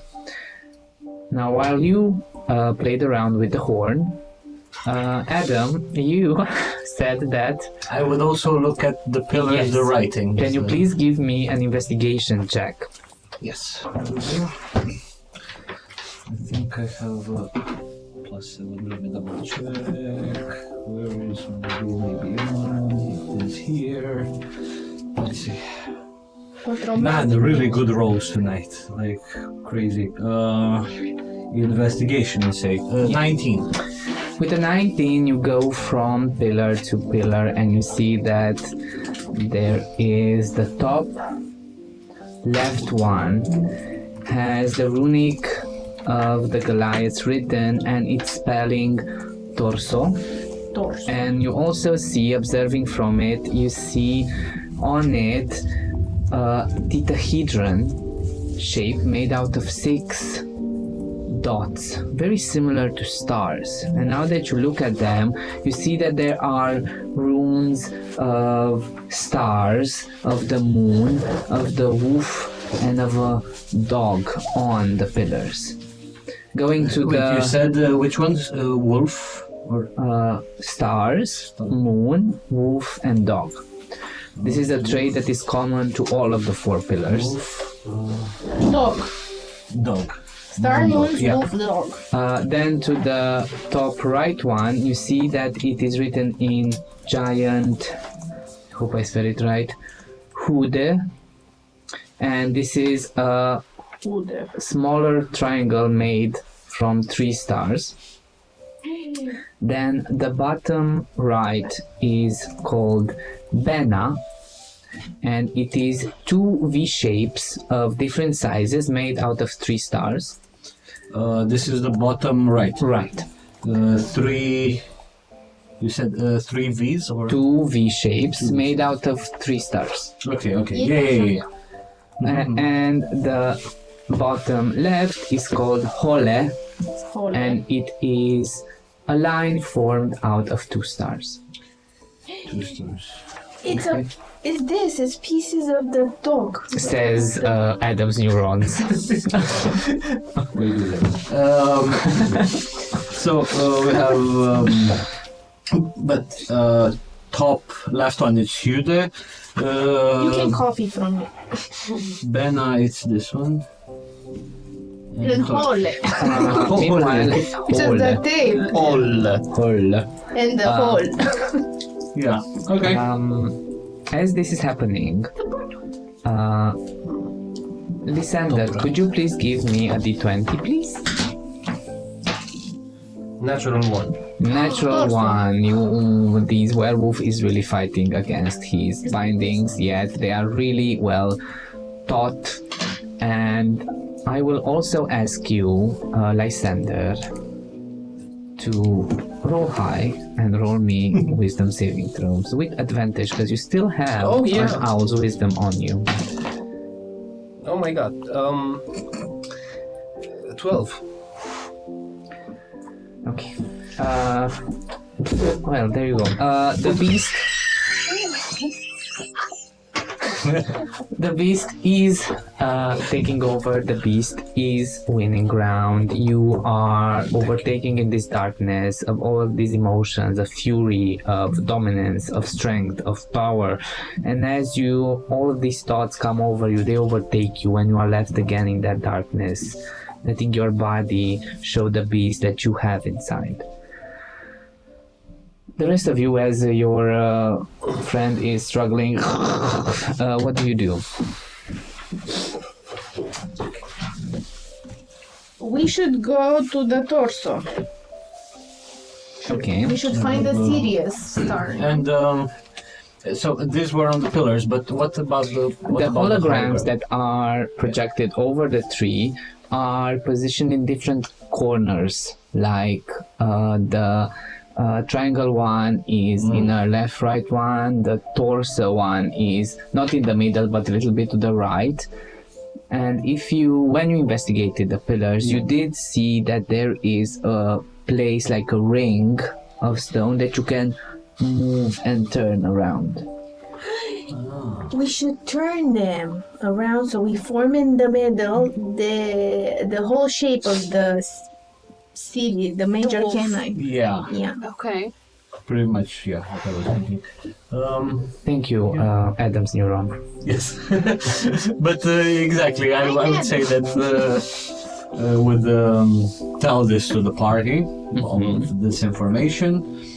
And yeah, when we get to brainstorming ideas, I'll probably get to the same conclusion as you, and then yeah, start turning pillars. So, which pillar are you turning first? The Hude. Hude? Ce Hude? The head. No, the second one. Hude. The head. The one with I think it's Hude. You said Hude. Hude. The hood. I don't know. The Hude makes sense, but you said Hude. So It's Hude now. I'm the god of this one. Okay, Like the cheese, Huda. Huda. It's Huda. Okay, so you go to the Huda. we go to the Huda We go to the... and turn the Huda We around. start turning the Huda. Give me an athletics check, please, because as you start to move, you see that ears of not being used, of eyes forming on top of it. It's worn. I want to. Yes. Think. I want to help out. You may offer the help action. You can roll with advantage. Hey. Didn't you say that you Okay, were turning the yeah. I Huda? thought I wasn't allowed because I'm Huda. Adam. It's neuron. No, it's fine. So I'm rolling athletics. You see from Adam's ear comes out a neuron that goes to spin the spiller. Okay. Yes. So I did say I'll share all the. I'm all rolling this info. athletics to turn the Hude around. Hude. Hude is the head. 24. With the 24 and with the help of Kate, you start turning and you hear the sound of rock moving against rock. When you see the head holographic moving into a position that feels similar to what the constellation Adam described, and then you make it stop. But the moment that you do that, you feel that the ring wants to go back, so you have to hold it in place. So now you see Jan is locked in place with the head.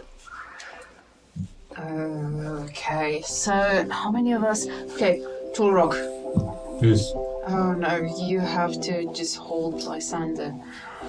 I was going to put him down and not put him down like forever, but Okay, You hear Sigrid saying you could throw him on the edge of the world. no Sigrid. Bad Okay. Sigrid. Sigrid. Yes. We need. How many of them are there? 4? 4. Yes. Okay. If Jen lets go, Yeah. it moves back. Maybe someone can hold it for me if that. No, I mean, I was thinking, just hear me out, because my brain hurts already. We need 4 people for every wheel to turn it and just keep it in place, D'accord. right? Yeah. Adam, can you turn? Yes, because you have the cool gloves that I think I also have. strong But we muscles. also have Leo, Sigrid, Yes. you. I mean, Ulrich. sure, Leo. So but- many people. Yes, I am Yes. quite strong of body and mind, Kate. Okay, thank you. You can come help me. Because Sigrid is good on. Okay. Let's do this. Jen, be strong. You This is what I'm stay doing. on one side, Leo stands on Flexing. another. 1, 2, 3, you nod and you. Which one are you moving actually? Torso. Torso? Yes. Okay, give me an athletics check with advantage. With the guidance. I forgot I have. Roll that guidance.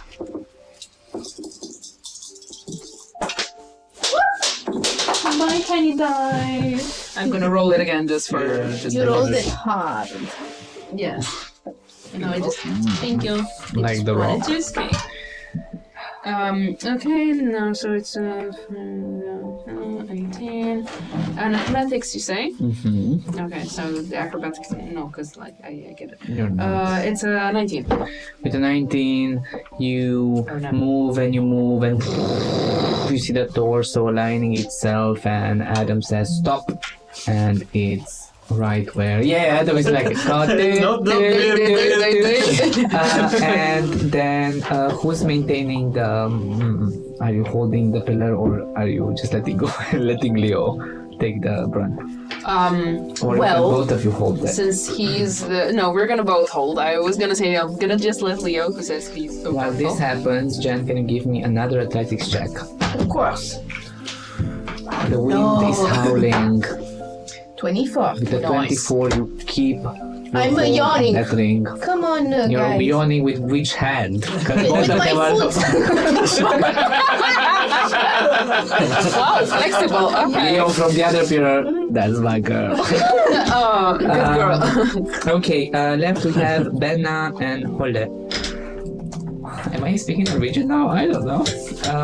I'm gonna put Lysander down or give it to Sigrid to. Sigrid takes it. Oh no! Don't. Goes to the edge. Like it. Do I see this? No. Oh no! She's standing there, Okay. looking. She respects your desire. She sees it as womanhood important. Where do you go to look? Need the board. Very nice drawing. It's Adam's drawing. That's to look. I go to Holly. To go to the hall. To the hole. Hall. The big And bad hole. give me an Oh my god. Hole. athletics check, please. Guidance. Guidance. 12. With the Guidance. You add an extra d4 to that. It's a d8. I need a d4. No, it's a D4. Yeah. It's a different shaped D4. Oh yeah. It's I the, have been bamboozled. it's the fancy kind. Look, I have the Wow, that same. actually looks cool. Yes. It doesn't have anything on Yeah, the bottom. sorry. It's a 16. With the 16, you start moving the circle and it's harder. And then you see the presence of Adam, who is directing this whole operation, puts his hand on your shoulder and says, "You can do it, do this." And a wave star of flickers energy in front comes over you. And you move it and you move it. Give me an intelligence saving throw as well to see if you manage to stop when Adam tells you to. Just take the whole circle. Yeah, it's an 18. With an 18, you stop right at the exact moment Adam tells you to stop. When it goes click. When it goes click. I When the need. torso meets the hole.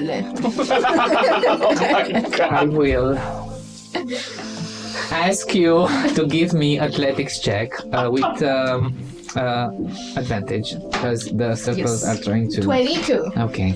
I don't know. Yawning with my other foot. See what the One other rock foot is did. falling.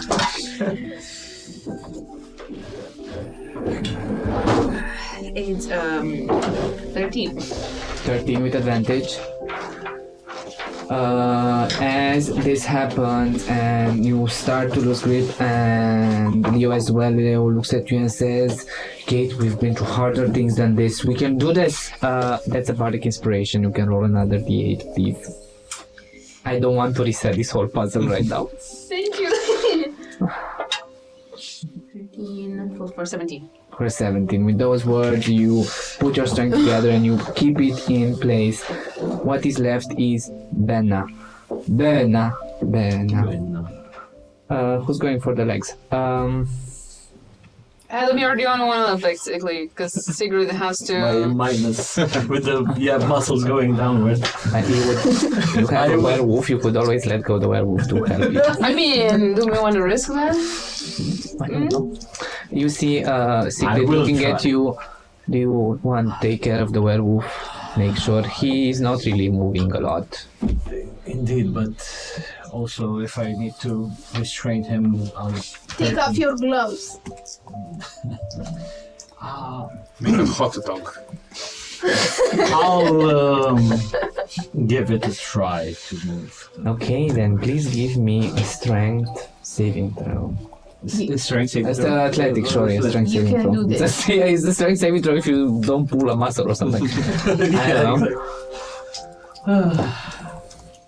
Wow. Wow. I've rolled pretty good. 17. With an uncanny strength, you grip the circle and you start. It moves easier than you expected, and you move it and you move it right in the moment where the legs, the two V-shaped constellations, match the torso as all of you can detach yourself from the circles. As the stars light up, you see all along the horn these symbols of the moon, of wolves, of a dog, of stars light up, and a wash of energy washes everywhere. Lysander, give me another wisdom saving throw, please. With advantage. Yes. I'm still trying. 17. With a 17, you are in that wave. It feels like you are in the ocean. There's this continuous wave that just wash over you and put you under the water, and you push back, and it's a continuous fight that you do with yourself. And in a moment of rage, you push through the waves as you hear and yells of pain from Lysander, his hair receding, his muscles becoming smaller, bones cracking, his face coming back to its shape, yet covered in blood. As you see Lysander that is no longer tied up, the ropes that were tying him just fall to the ground as his form is smaller. It's biting cold. You are naked. The wind is howling. Merry Christmas. That's what I was doing the poetry. Jingle bells. Jingle bells. The whole What is happening experience. as you see this transformation and the pool of red that continues to blanket the white sheet of the snow. I'm gonna have you roll on the naughty list, so. Later. He is the naughty It list. is the naughty list. I What are you want to doing? go towards him with his backpack and belongings while. Okay. What do you want to pull up? Do I find any spare clothes? You find darkness. Pull darkness. Oh my god. Do I find any other clothes? Or anything, garments? Give me investigation check. Right?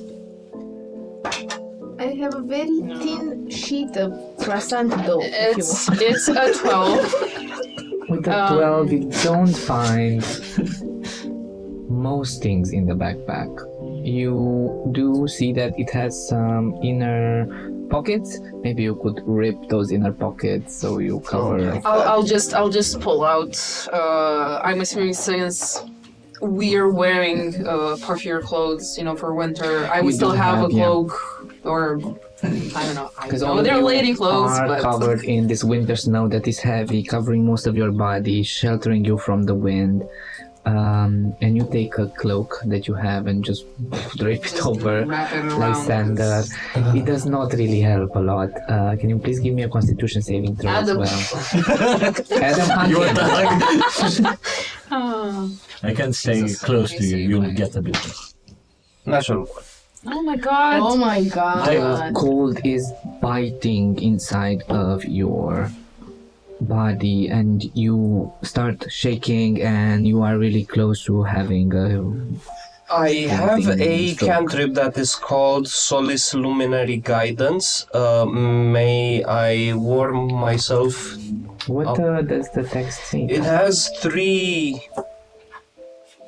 uses. Radiant attack, study enchantment, cast with the intention to aid in studying. I could study my PP in the cold. Yes. If you What can is find him. hypothermia? What am I experiencing? Artisan's insight by focusing on a piece of art for at least 1 minute, where we all know where this is heading. The caster gains an intuitive understanding of its creation. Basically, it's like a light that is near me. You do this cantrip. You call this light bulb. And Sincerity Sigil, the caster has for 1 minute a soft golden sigil briefly glow around their head. No. As you are thinking about what you're doing and your body is freezing, you feel heavy muscle and skin as you see two giant arms just wrap around you as Sigrid is like, he is going to die. We have to warm him. You won't have a mate anymore. I go next to Lysander and don't touch me, you'll get blood. But this at least should comfort a little bit as I radiate. He does this. Yes, he is A radiator. Adam is a radiator. You stay 5 feet away and see the coldness just stops close to him and it's just warm and Yeah, but like my character, I haven't described it to you. Basically, it's the silhouette of a humanoid that you could see a bit of like shape, like the nose, eyes, and everything. Though they're quite hollow now. But like he is mainly spectral in form. He has a body of stars and constellations, bluish, and. If you would know the lore of Lumino, he is a devil, an ascended follower of Lumino, and yeah, I get close to you and just stay within 5 feet or something. So you're like a microwave. It's a macrowave. Macrowave, yeah. Thank you. you see darkness coming at you, looking at your cloak. No. Hey, that's mine. No. No, it's mine. You ate your drapes. You can't eat all the time. Do you want a brunch? Yes, Okay, I am darkness. thank you. There. And you see a tiny log. Just goes and starts on the branch. He giant? The beast giant eats all? Everything? He pretty much eats all. No, I have no idea. Actually, Lysander's cat, so. Come, giant cat. And he uses only her pinkies and raises it to the ground and puts it on her head and says, we go to Jotunvik. And she goes and now when she uses the horn, the earth starts to move, and from the edge of the world starts to raise these stone pillars, all in front of the end of the world, making a pathway, making a bridge over nothing towards something. And as you get closer to the bridge, you see forming from these rocky cylinders steeds made of stone, ready to carry you to Jotunvik, the land of the giants. I ask Sigrid, is this how you came from your place? Yes, we ferry ourselves over the bridge of infinity to your realm. Our realm is not part of yours. It is a different realm, in a different place. Yes, I can see that. Very observant. Yes. We are. I'm curious, how did you two plan to do this journey all along by yourselves, just the two of you, correct? Yes. How did you plan to move all the 4 pillars? Yes. My plan would have been to blow the horn harder, for longer. That usually fixes any problem arises. If you have constitution and the fervor to stick to something even though it seems impossible, you can reach different heights. I agree. Yes. So we She just needed jumps. a stronger person to blow the horn. I will not take that as an offense. No, Maybe no, if you blew harder, it would have worked. Maybe. But I'm good at sucking, not at blowing, so. Usually blood. Paul takes a drink every time we say something stupid. I'm gonna get drunk. Can I start putting my armor back on Whatever. with the cape sort of wrapped around my members? You don't have any armor because it's broke when you transform. You only Beautiful. have this cape that you started to knot yourself, but Sigrid looks at you and says, have no worry, we definitely will find something to cover you. Jotunvik, if I'll not, just have to manage till then, right? you have to show yourself strong of matter. You are strong matter, no? Yes. I just You are. right now I'm wearing not much. I'm wearing less, and if it goes further, it will shrink to nothingness. You might see a different perspective. You might change. You might become a woman. Okay, so I'm not really sure I'm into that. It just If it That's shrinks fine. a lot, too long. If it shrinks a lot and goes inside the body, doesn't it mean it goes inside and turns into something else? Let's not find out. So, Can we go now? what yes. anatomy? I put a hand on Lysander's shoulder It's so and cold. He's so cold. You can put Okay. a hand on him. we're so Karina's close. there. Just hang in there, and I cast resistance. Oh, very smart. Very smart. As Kate offers this magical blessing, you feel the cold is not biting as hard. What a woman's touch can do, huh? You know, So, It's no longer shrinking.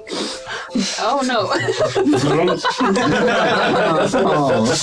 The tenderizers. you know, Oh, thank you. seeing how you transform back and forth, I would consider you using different clothes, like clothes that do not wrap around and can be broken. yes. That would be A poncho, yes. Some stretchy materials. yoga That's smart, pants. Solo. I'm impressed. Thank you. Or maybe just not be somewhere where there's snow around. Or maybe you can get rid of this. Let's go.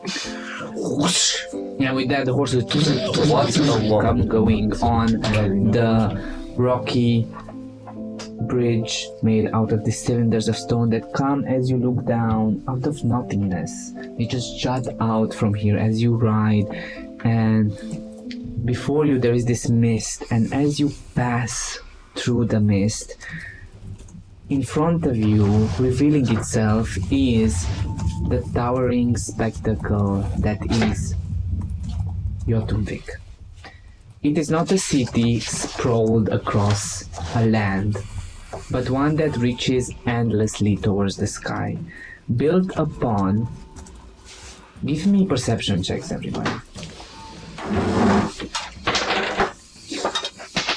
Nope. Nope. 13. Mine's an 8. 8 as well. 10. 13. Yeah. Built upon these unmoving mountains, but as you look at them, they have the strange silhouette of humanoids. these mountains. The time has put more ground maybe, or nature or stone on them. The silhouette of humanoid, gigantic beings that form mountains sprawl ahead of you. And as you step on the bridge that leads to Jotunvik, which is this construct of stone, you see that at its sides there are these heavy chains that just starts from your side, just going to stone pillars in the front. And now when you look down, you don't see nothingness anymore. You see frozen cracks below, you see frozen tundra, you see some land appearing from nothing where these three mountains are seated. Do I feel the strong presence of Obscuro? You give me a religion check, please. I do the infinite sign on my forehead as I roll a 16. With a 16, you do feel... You've had this feeling when you were stepping inside the shrines and great churches, but much more. This is a holy, obscurite area. And... You laughing at my religion, bro? I will kick you out of I'm always laughing at you. You see these colossal forms that loom like mountains. You see now, as all of you look up, you see that their heads are tilted back, their mouths are open in these silent cries, their naked bodies that are frozen mid-step. And now that you get closer, you hear a deep, endless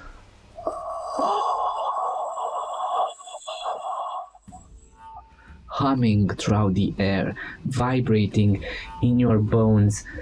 A sound not from the living, but from something that refuses to die. I come towards Tall Rock and say, these do resemble a bit Gog. Yes. These are, Sigrun says, are great ancestors. They gave themselves so we have a place to be. How did they give themselves? They stood. They did not move. They let us build on top of them. They gave us the chance to become strong matter by becoming the matter we stand upon.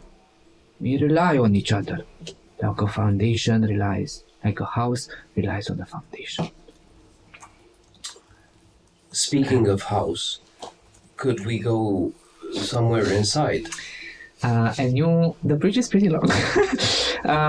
You are getting closer, and from this distance, the village becomes a tangled mass of timber and stone, clinging to these petrified bodies like barnacles on a beast.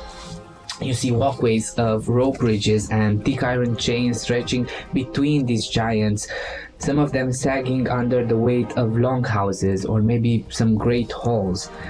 You see from distant areas smoke drifts from maybe you're thinking of distant forges because you see some red coming from there, and towering watchtowers that come from the arms or from the shoulders, knees and toes.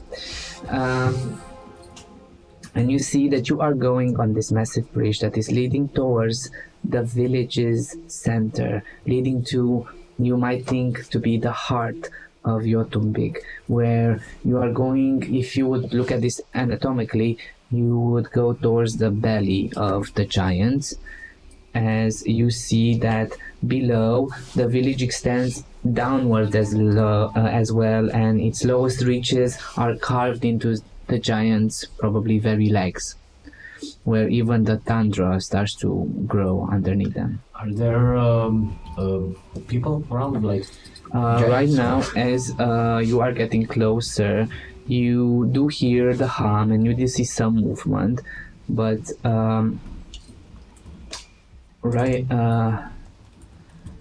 yes, you do see movement actually, yes. And you ride with your horses, and then at a certain point when you see this great entrance, this wide towering gateway that is framed by that is framing the massive, unmoving forms of these petrified giants, the horses just and they merge into the bridge below. And now you realize that you've been going for about 10 minutes. The ride was long. Can you all please give me dexterity saving throws to see how graceful you managed to fall from the horses? You are flying. Magneto style. But in the meantime, quick question. I forgot what I want to say. Keep on. 16. Natural 1. 5. Perfect. Oh no. 12. How many horses were there? How were we riding? Were there one for I each? would imagine that Sigrid and Turok were on one. You were And Lysander. One giant horse. and Lysander, you were with Lysander. Oh, I remember what I want to ask. Yes. How much has it passed now that we're here compared to when I got the voice from Sirius? Right now, give me a history check. 18 plus. Maybe an hour and Okay. 15 minutes. Yeah. As the horse goes down, you hear Sigrid laughing as you just going in front and she tries to catch you. Sorry, I forgot about that. Lysander is riding in front. So his back you are is... not ready as the horse just dematerializes in front of you, just and you are not ready, and you just scratch yourselves a little bit on the stone bridge Oh, he's above, off and my you blow. get ready and you position yourself as to fall on one knee, but at least you aren't tumbling like the rest of your group as you see Adam just descending like a And Leo, feather. I'm catching Leo. Oh, Leo. Is he riding with Leo is riding with you, and Who's in you front? see him just ready to face plant. Bam! me? I catch him. Give me a dexterity saving throw, please. Yeah. Jan, everything is 16. with a 16. You just stop him right the moment that We he's don't not want with to him. scratch your pretty face. You are always very kind, and you let go, and he goes a little bit down. I didn't let go. I said you did. Looking at the village, I see people living inside bodies, right? You see a lot of movement. You know what? You can all give me perception checks to know what you can see from these gates right now. 21. 9. 19. Natural 20. Actually, 13. 21. Perception. Okay. 23. 13. 13. The person that rolled the 21. No, let's see, 23 actually. So we have a 19, a natural 20, the 20, and the 23. Those that roll 19 and 30, you do see that it is clearly populated. You see different sizes of giants. You see towering ones, 2 times the size of Sigrid. You see some that are barely moving and just sitting there and resting. You see smaller ones that are running around. It is a populated village. Yet what you see with your perception is that there seem to be different forms. You see, you would think like the oldest ones, who might be closer to the form of the ancient, seems to be the ones that are more larger and more imposing, but you see them less well dressed. Like they just carry a simple fabric over the important parts, and that would be it, or none at all. Then you see maybe a different generation that seems to be mixed with other races, because you see some giants with sharp ears. Some of them that are notably smaller, but even if they are smaller, Sigrid power is. I'm just gonna write it down. Yeah. 3 times. Sigrid is the hobbit of giants, we get it. Yes, she's definitely smaller than those that are smaller, but they seem to wear more complex clothing. Like they make sure that they are clothed and everything, but these are much more rarer. You can see like a dozen or more of these as you are at the entrance. I was asking in character, so I was asking if everybody, because we saw the houses or the accommodations inside the legs, inside places like that, right? Inside Yes, and you also see buildings inspired from the Nordic architecture made out of wood, and that are made big buildings that probably are taverns or some such.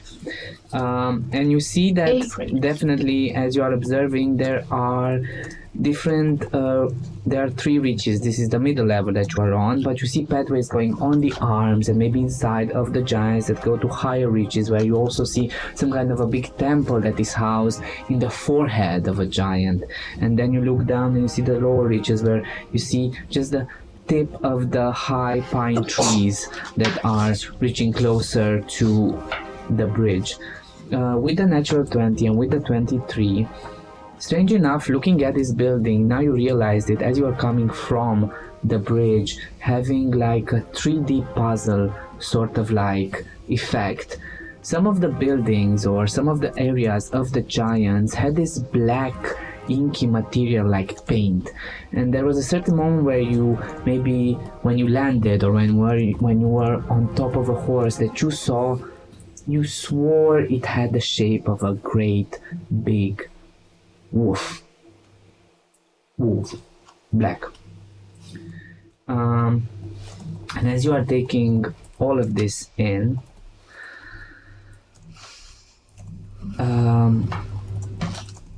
a shadow. I ask Sigrid, so the people who fall out of grace, do they live inside the bottom? That is very correct and smart of you. They go down and they must prove themselves strong of matter and live in the wilderness where the fighting cold is harder. Now you realize as you are here, down is definitely colder because up the bridge comes a gust of wind that cuts your skin a little bit. And then as you are having this conversation, a shadow falls over all of you. This colossal figure steps forward, his sheer size dwarfing Turok, twice the Goliath size. He has a thick red beard that is braided with heavy bands of iron. His broad chest is bare, revealing deep scars that crisscross his skin, and a rough woven cloth that wraps around his lower half. His deep rumbling voice cuts through the cold air as he says, "You are either very brave or very foolish to come here, small things. This is a place where human flesh is eaten." His massive arms just cross over his chest. They are thick like tree trunks as he stares down at you. And before any of you can react, you see Sigrid takes a step forward and says, "Still ugly, I see." And she runs towards this huge giant, moving very fast, and leaps into the air as you see the giant arm just swinging wide, catching her mid-air and spinning her around like a child. His laughter just booms over the whole bridge as he says, "Sigrid, my little Ember, you've returned." His voice that was once heavy is now thick with warmth.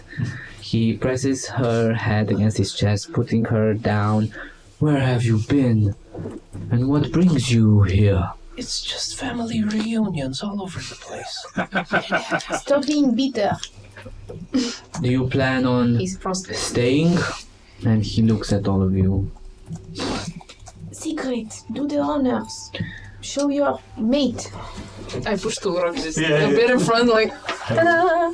"Who is this small one? Oh. Is your He's not head as small as your manlyhood?" Well, we can measure them if you want, but I don't I know how to wouldn't do it publicly. Sigrid says, Father, he is hung as a horse and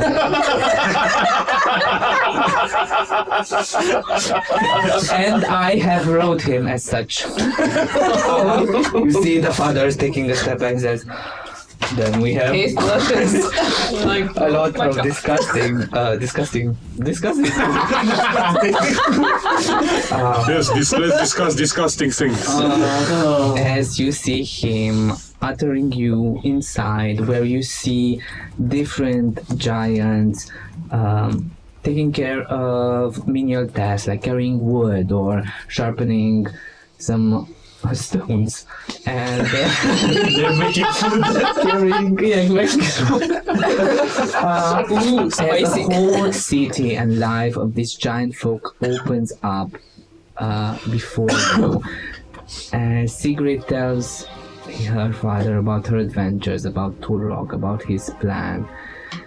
And as you keep going, Adam, as you pass through the village, I was about to say, I would like also to keep an eye on the sky. Sirius is there. You feel a pull in a certain direction. And as you look at the star and then look in front of you, you see a giant that, just like you, stands there on a bench, staring at the sky, and looks at you. Me thinking. Very big thing. Bigger than you not get it. And looks at the stars. The volume and mass of your brain isn't it larger than mine? Yes, you bright like star. Let's call it, I am an envoy of the stars. Did it hurt when you fell?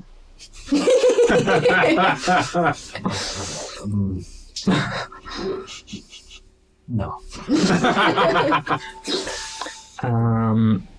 As you continue walking, Sigrid's father tells her that her brothers are down in the tundra hunting and her mother is well, and is really excited to hear more of her adventures. And life is loud and definitely heavy-footed. You also pass some meat halls with towering doorways into these walkways where the scent of spiced ale and roasting meat just drifts into the cold air.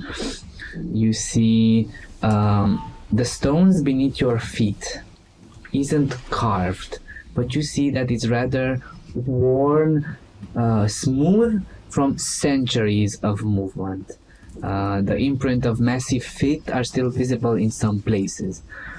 And as you are taken by Sigrid's father, you stop, all of you, as you hear a "No, stop!"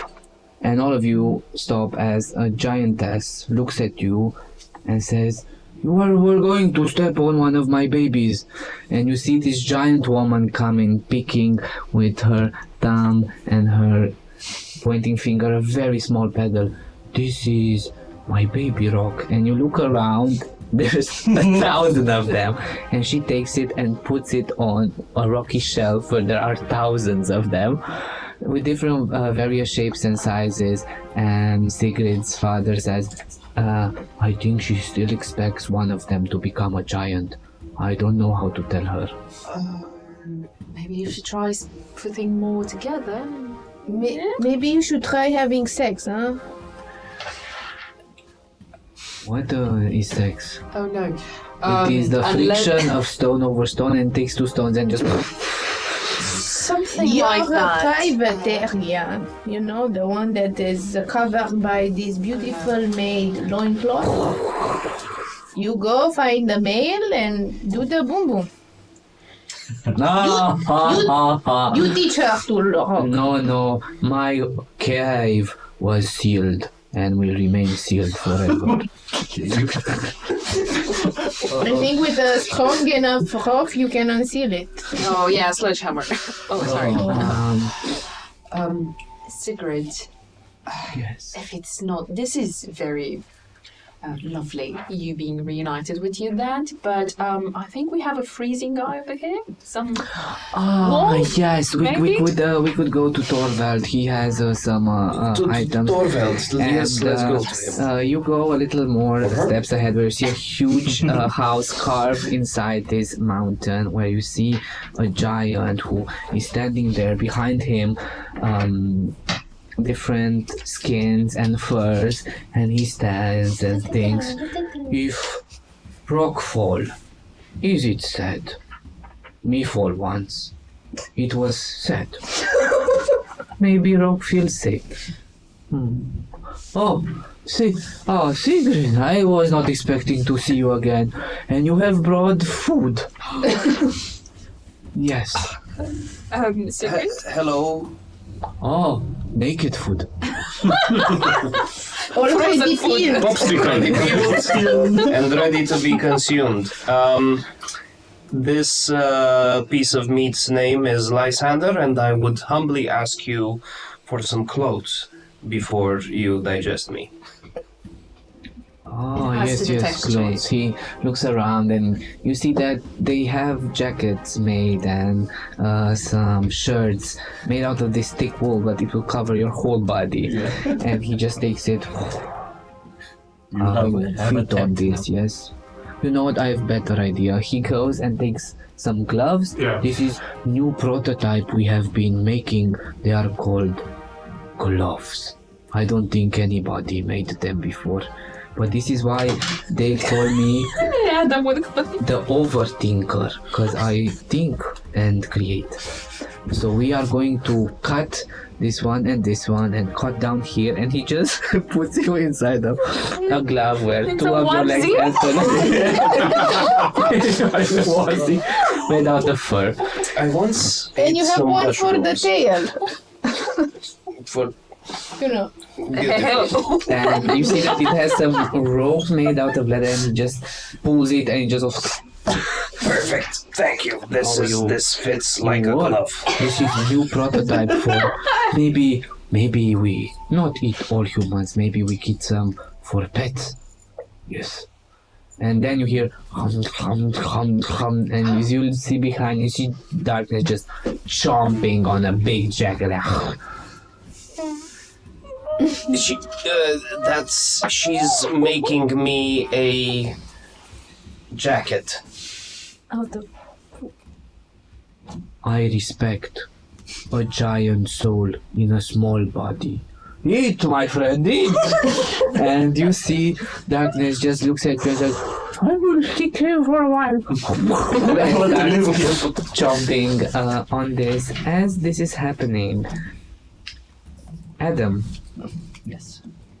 your gaze is always at the sky. Yes. And Sirius calls to you. Can you give me a religion check with advantage? Yes, okay.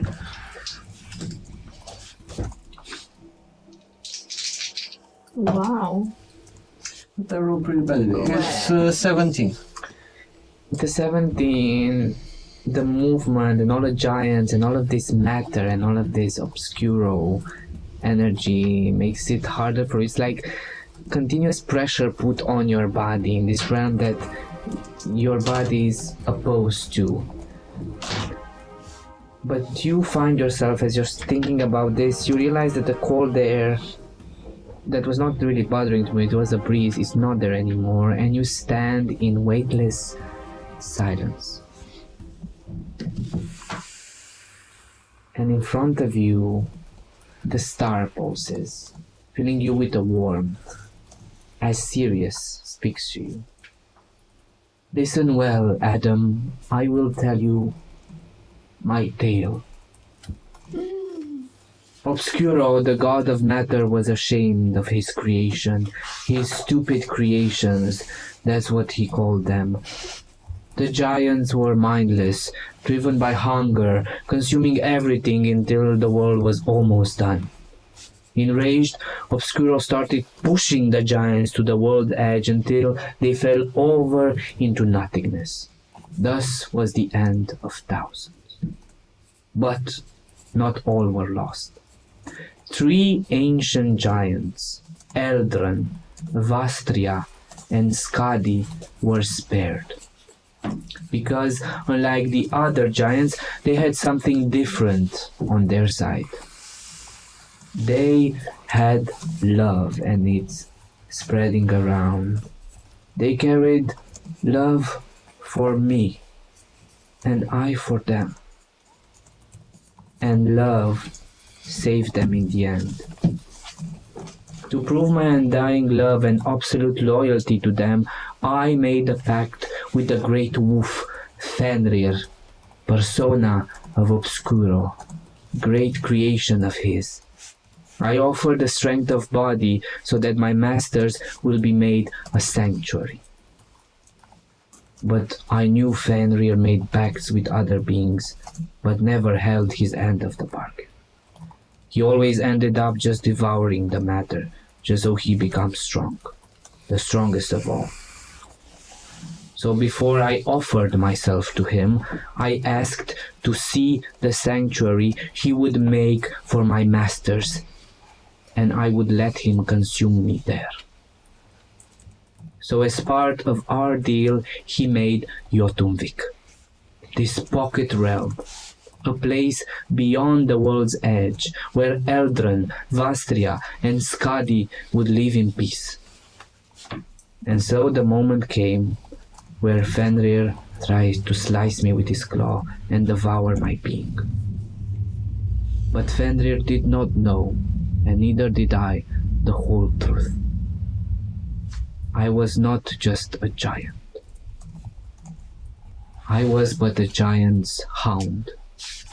Sirius, their loyal giant dog. And you feel a frequency of belonging, of loyalty. As an animal, I had a small fragment of what one could call a soul from the making, a tiny spark hidden in secrecy within me by Lumeno, the god of light. And when Fenrir tried to slice me apart with his claws, that is when the moon shined. Matter and spirit split. My tiny soul was separated from my matter, my body under the full moon's light. And Lumeno saw the good I did, and helped me ascend, from a mere dog to a deva. And Fenrir, in his hunger, he did not suspect a thing and tore into my body, devouring my flesh. And he didn't notice when I sealed Jotunvik from him. Then I started to watch loyally over my kin, as I've always done. And in time, I turned from a deva to a solar, to the brightest star in the sky, second only to our sun. But my duty is not over, Adam, and now as you look at it, this bright star, maybe it's an illusion of a perception, but you see a dog standing in front of you. My duty is not over, Adam. I still watch over my kin. And something has been shifting. It's been draining my powers and I can't reach them. I cannot reach my masters anymore to protect them. And Fenrir comes to them and whispers, twisting their fates. He whispers them to falsehoods, Adam. Fenrir cares only about power and immortality. And I wouldn't want Jotunvik to fall to him. I will guide you, Adam. I will guide you to the place where you can save your friend, separate his matter, separate what he does not wish, and be left with what he wants. Follow my light, and please, together, do not let the great wolf consume them. And the sound of the city and the people come again, as you see now Sirius shining bright over 50 feet in front of you. There's this cavern that opens and goes straight inside one of these giants. Okay. This, I presume I was somewhere a bit off the group, like Yes. because they were talking secret and everything. Yeah. After I come back to my senses, we will return to the group and say that Sirius has once again spoke to me, and while he provided a way for your curse to be removed, there, I believe, must be a trial we need to take on.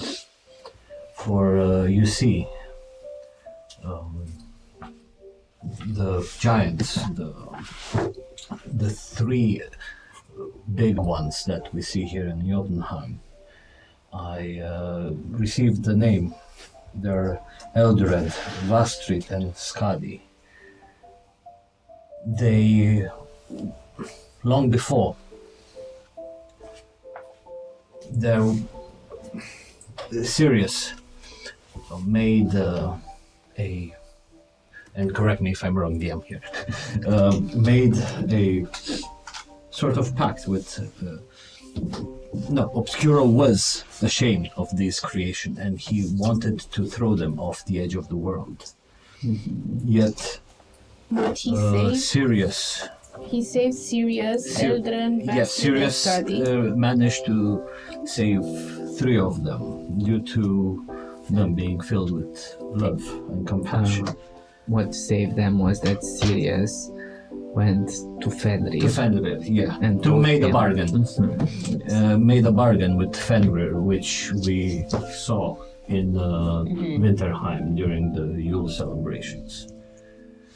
And right now, this Jotunheim is built on Jotunvik. It's built on those 3 giants that were saved by Sirius.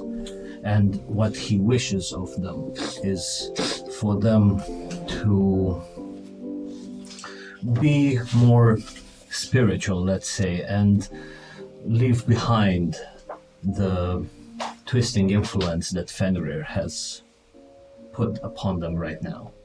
And to do this, I believe the cave that opened over there will lead us to probably finding something that would bring back more soul and spirit into these folks, while also finding ways to remove.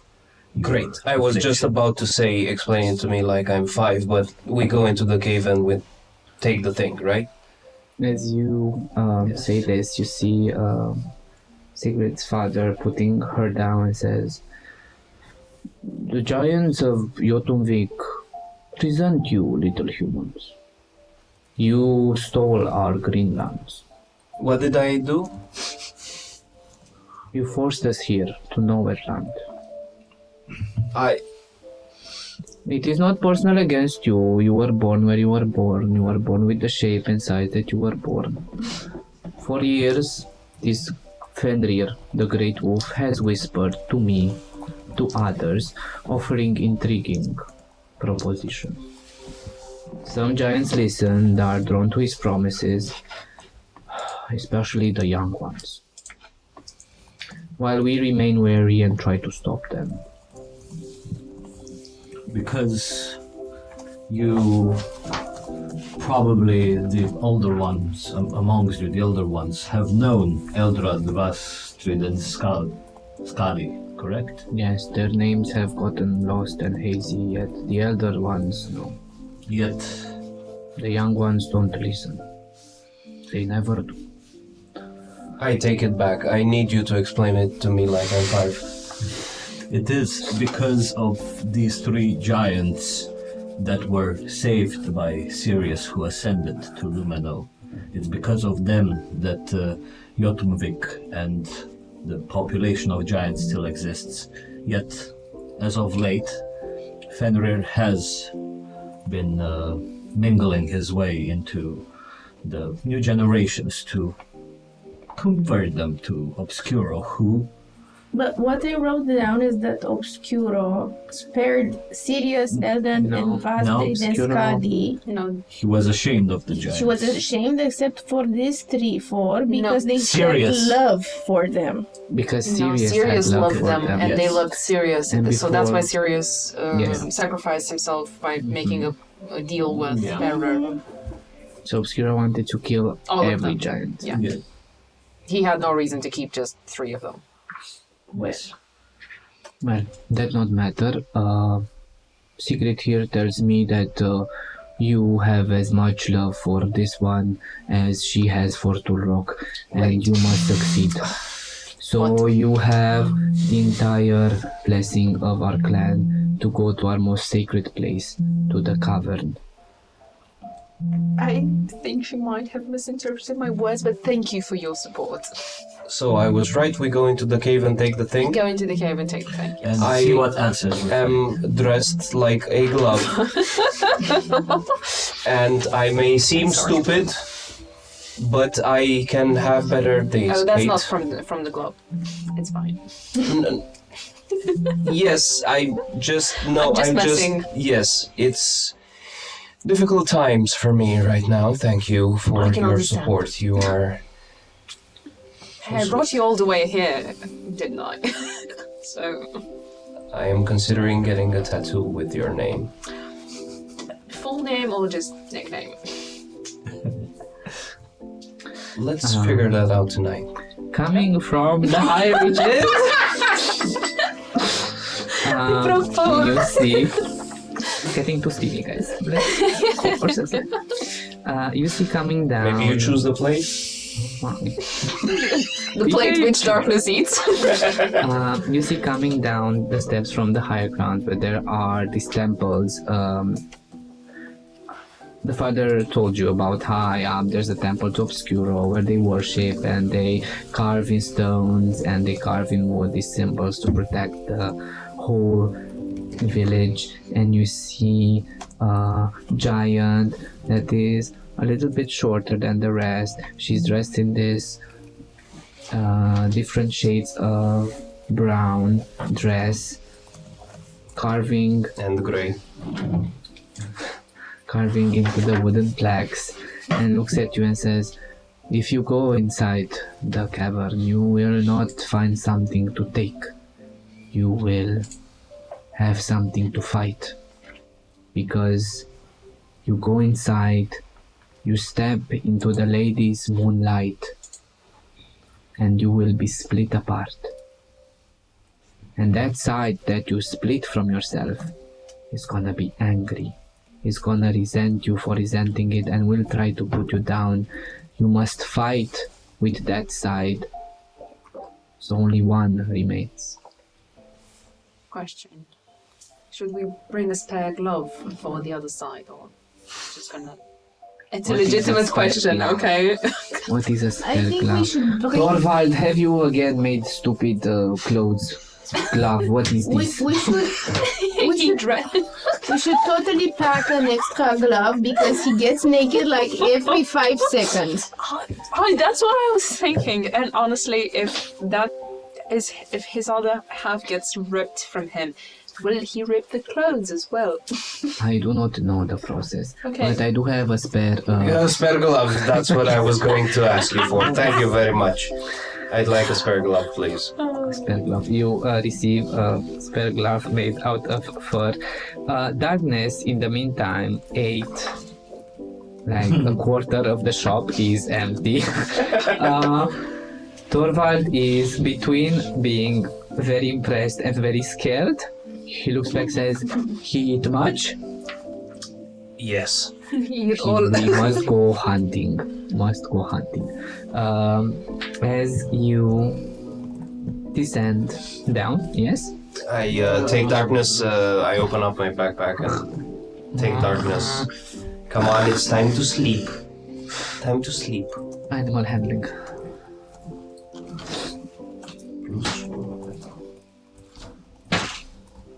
Three. Zoomies. It's not letting go of that for high quality for a matter. May I try to cut a bit of wool and put it in the bag? Yeah, you definitely can do that, and Just take the wool. Torvald also gives you a piece of fur that he planned on making another piece of clothing, but he gives it to you in a big sack.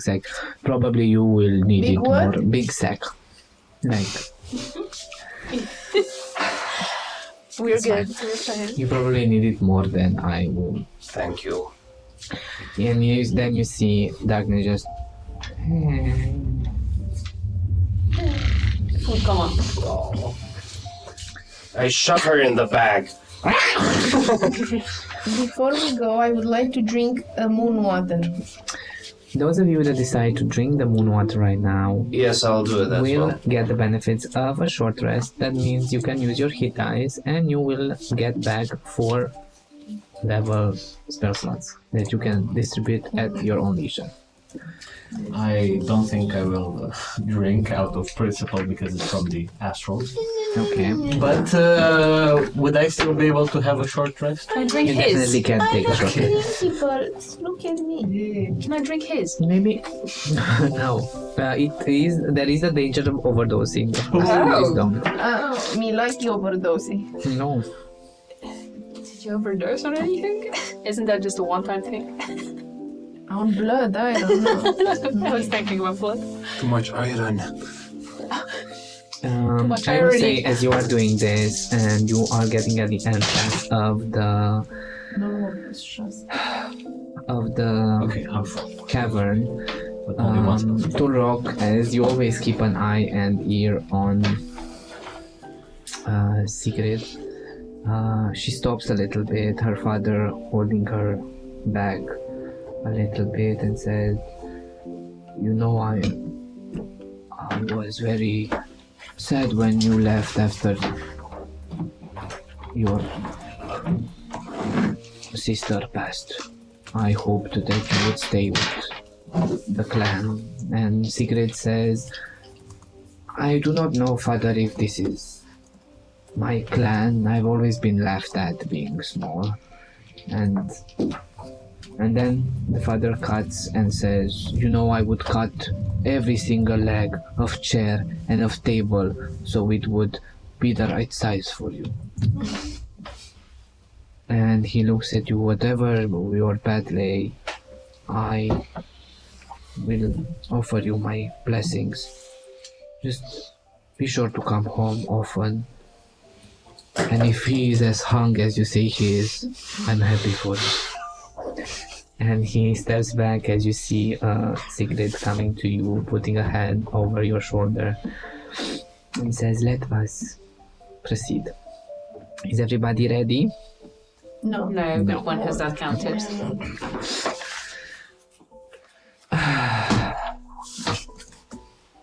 I'm sorry. I need to... Turok responds, was a bit confused for a second. You are talking about me being hung and then proceed, and my mind wandered in another direction. But yes, I'm ready to go into any cave presents me. She chuckles a little bit. This is not the opportune cave to explore that cave. But later, yes. You go down this path that winds deeper into the hollowed stone. The air begins to be thick with something ancient, probably older even than the giants themselves.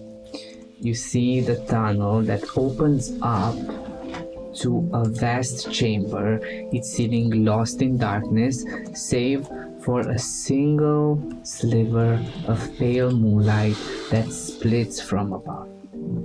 At the heart of the cavern, carved into the very stone that you see at the edge, looms an impossibly vast painting of a black beast, its enormous maw frozen mid-bite as it tears through something Its hulking form stretches across the rock, but where its arms and claws should end, the painting gives way to something more. As it's sculpted into reality, two colossal claws jut forward from the stone, frozen in their eternal reach, their jagged talons stretching outward as if still raking through the world. They loom like the fangs of an open wound. And you see, framing this thin gap between the two claws, a single narrow moonbeam pierces through, illuminating the cavern center. And you hear a faint voice, Case and Leo as well. This is the place. Okay. Where we have to be. This is it. There's no turning back. I don't go well with moonlight, though. I know, but you heard what Sigrid's father said, so... I definitely hear everything. I don't really understood everything, but... I do believe that once you step into that moonlight, the You'll be beast separated. inside will come out, though it will be ferocious and might have to defend ourselves. You'll be left without it. Your two selves will get separated. Okay, Oh, sounds like a plan! So we boom boom now? Yes. so I should get naked before I do that? I am not sure. Do you want to do that? I mean, it's a pretty vulnerable moment, so... I have a spare glove. You do have a spare glove. And some wool, apparently. Well, here goes nothing, and I take Kate's hand, I give it a kiss, and I rush towards the light. Jeebus. I will hover. Yes, you will hover, as you I do. always As a legend that you are. You go and you run into the moonlight, and you stand there as the moonlight cuts you with its life in half. Boy, you're in so much trouble. The moment you step into the moonlight, the air around you grows heavy. A deep hum starts to reverberate throughout the chamber, a soundless force pressing against flesh and bone. The moonbeam flickers, starts to twist unnaturally as if something within it is awakening. Then the tearing begins. A guttural growl rises in your throat, blending with a scream of agony as your body starts to contort violently. Shadows ripple along your skin, stretching and pulling like something inside is trying to claw its way out. Your muscles are seizing, veins are darkening as the curse is fighting back. Then, through all of this screaming and contorting and pain, all of you hear a sharp snap, like tendons breaking apart. A very essence sundered. And you see one half staggering forward, naked, gasping. A human, unburdened, free of the beast's touch. You know that the curse has left your body, and yet the remnants of your suffering linger as your whole body is trembling after this traumatic event. But beside you, you hear, and you turn your head, and there, hunched in the dim glow, stands the true beast. A towering werewolf, fur bristling with rage, its breath steaming in the cold cavern air, its eyes burn with nothing but hunger, pure, unrestrained instinct. clawed hands flex, ready to tear and feast. The cavern shudders as the shadow starts to settle, whispering through the stone. Two sides of the same being now stand apart.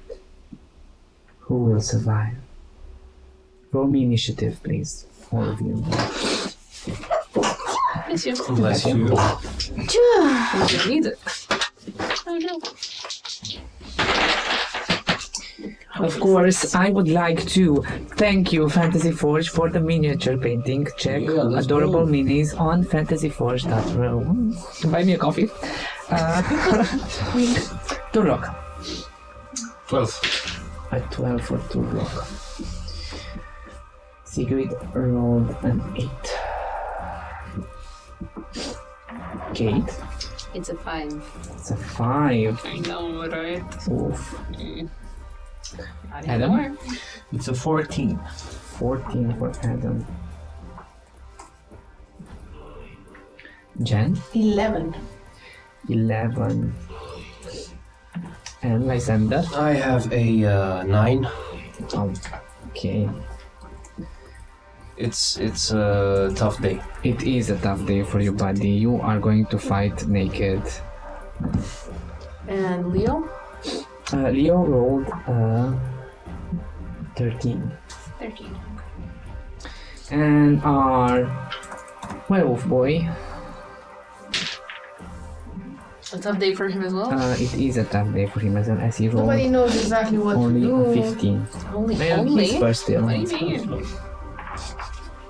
They couldn't have done it. So as everything settles and the rupture happens, tension starts to rise as you see the werewolf just looking around, seeing all of these people, and goes for the first 3. 1, 2. Let's be fair. 1, 2, 3. You see him just going towards Lysander. A claw just goes towards you, Lysander. Tell me if natural 20 hits. Jesus. Jesus! I by the way, I don't know how much armor I have from the glove. The glove. But you were naked. For armor. Well, Yeah. you are You're naked now, like I what's think. the basic armor? It's like 10, right? I'm naked. You're naked I'm now. naked again. Oh, I'm naked again. You're This is the naked second again. naked Oh, fight. no. Oh my god. Put a piercing on your pee-pee, maybe you get lava. I need to stop. I need to stop. Please don't kill him. That's 23 points of piercing damage as it's corrupted. Just blood and muscle just tear up as the black painting of the wolf gets crimson streaks on it, and then it turns around towards you, Kate, more wide open to go to bite you. Shield. Don't even wait to see how much I roll. No. I'm not taking That's gonna be a total of 10, so you better not. Oh. Okay, Should fine. you see it coming, you quickly dodge dodge. down as it jumps over you straight in front of Genevieve, as it puts in front of you and just scratches, tries to scratch your beautiful face. Let's see you, big guy. That's gonna be, I'm not rolling good anymore. Oh, that's a 17, not a 7. That is total of 25 to hit. Heads, obviously. That will strike you for, that's bad damage, 9 slashing.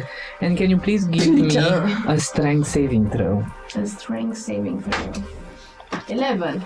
With an 11, the streak sends you flying and you are knocked prone. Bam! She's on the ground, everybody. That is the werewolf's turn. Adam, followed by Leo. Would I be 30 feet up flying? Yes, you are. Left. Okay. You are flying. He is a flying god. Just the devil. Yet, for now, yet. And Okay. I Mimic. for now I'll just sacred flame. So Sacred a flame, huh? dexterity save. Dexterity saving throw from the big woofy. Let's see. We have a starting roll of 10 plus a modifier of plus 7. 17? Yeah, it succeeds. Okay. So nothing. Not be useless. What was the spell? Sacred Flame. Sacred Flame. You start to create the flames around the beast as it dodges. The flame tries to catch something, yet it does not manage to. Leo will look at the beast and will try to vicious mockery it, saying he saw smaller dogs viciouser than him. You look like Leo is not having, You look like a it bitch. doesn't even, you look like a bitch. You hit like a bitch. Oh my god. And he goes steps over Jen. he goes close to Jen and stands there like a good boy. Tulrock followed by Genevieve, followed by Lysander. Suddenly my muscles get bigger. The veins in my neck they bulge. I go into rage and I go towards the doggo. Towards the doggo, you rage and your scream echoes throughout the cavern as you run towards this. You just go. And I'm gonna hit it. Hit it, You can don't definitely quit. try to. First one is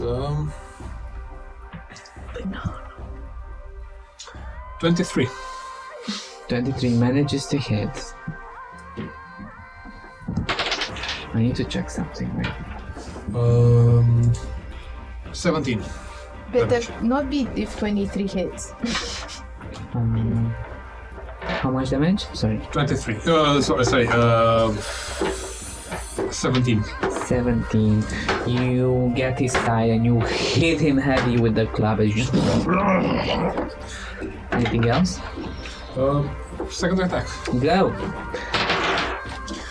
This one's 26.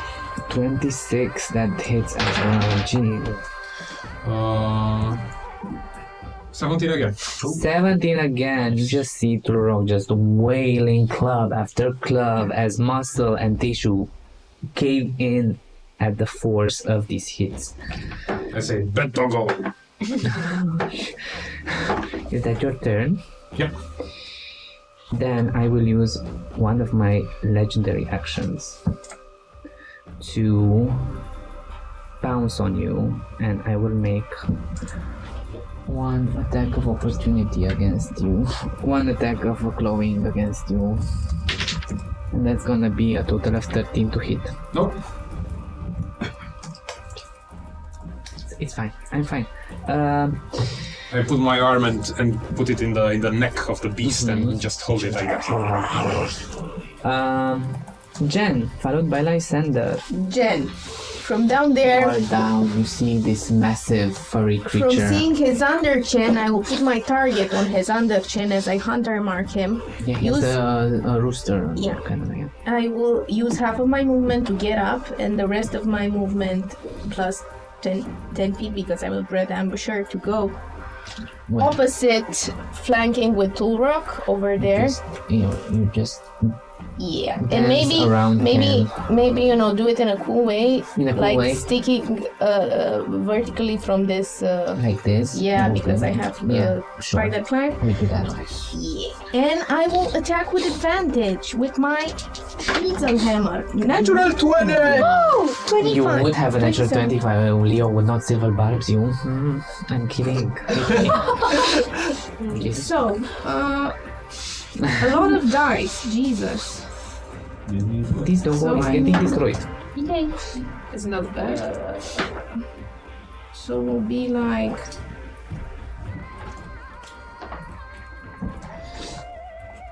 This one for the first hit again, and then the high mark. You just see Jen going on the wall, just striking as the beast is slowly turning towards Tulrock as he arches in pain. 24 first attack. 24 for the first attack. Jesus Uh, Christ. I put it here, Okay. and I add But this it's to a crit. So I put it twice. This was Okay. I rolled poorly. Okay, it's a crit. Second attack again. I will attack with advantage. The 17 hit. 17 hits. Yes. Okay, and do it again.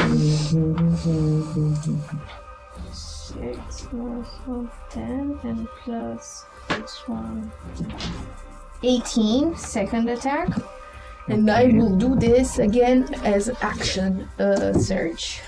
Okay, you just Because I see want to have the extra. hitting once, hitting D4. twice, and It's then mimicking the growls and the yells in this cavern. Also here, then go break me. 21. Christ. I was worried that this might be hard, but no, it's fine. It's kind of a lot of us. Leave some werewolf for me, please. I mean, haven't you had enough? 20. Third attack. 28. 22 to hit. If this is over until I get to do my turn.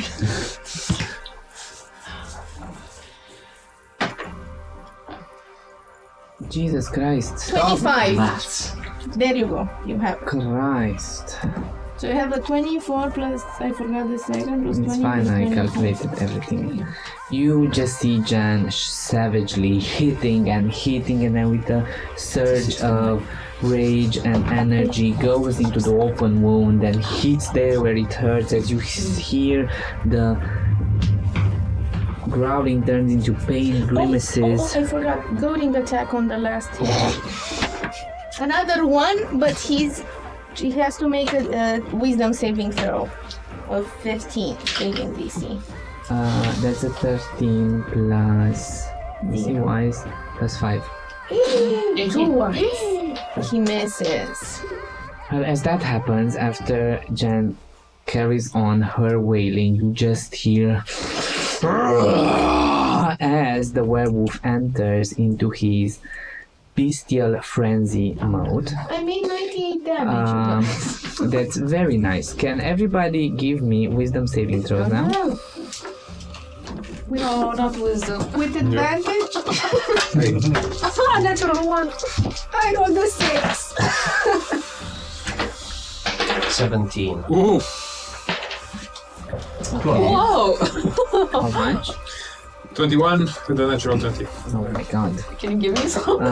Adam, how much? 12. 12. I'm a totem barbarian. I've seen totems of wolves. I've You lived have among them. seen. Oh, Yes. hey, we're naturals. Yeah. Secret is fine. Leo is scared. How much did you? Oh, you are frightened. Jen is frightened.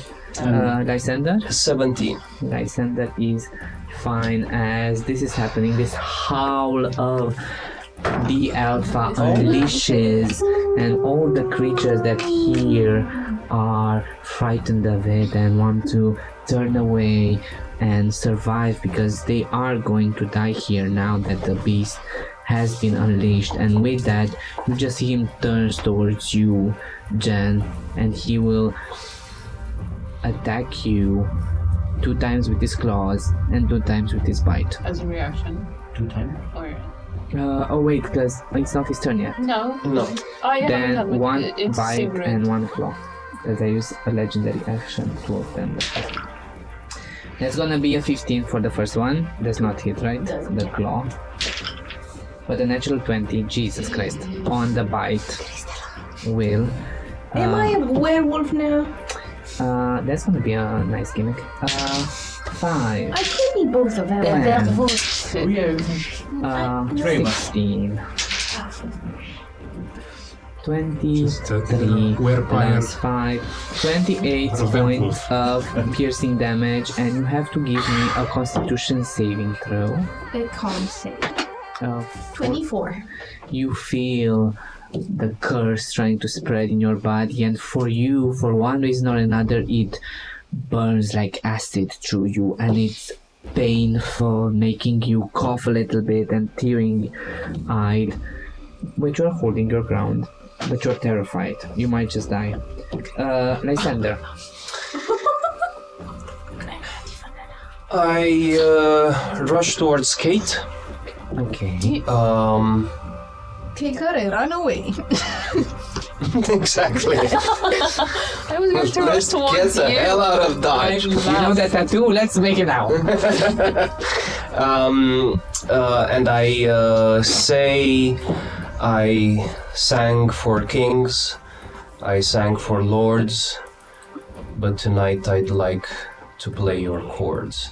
And I cast Bless on her, on myself, and a little bit should spread to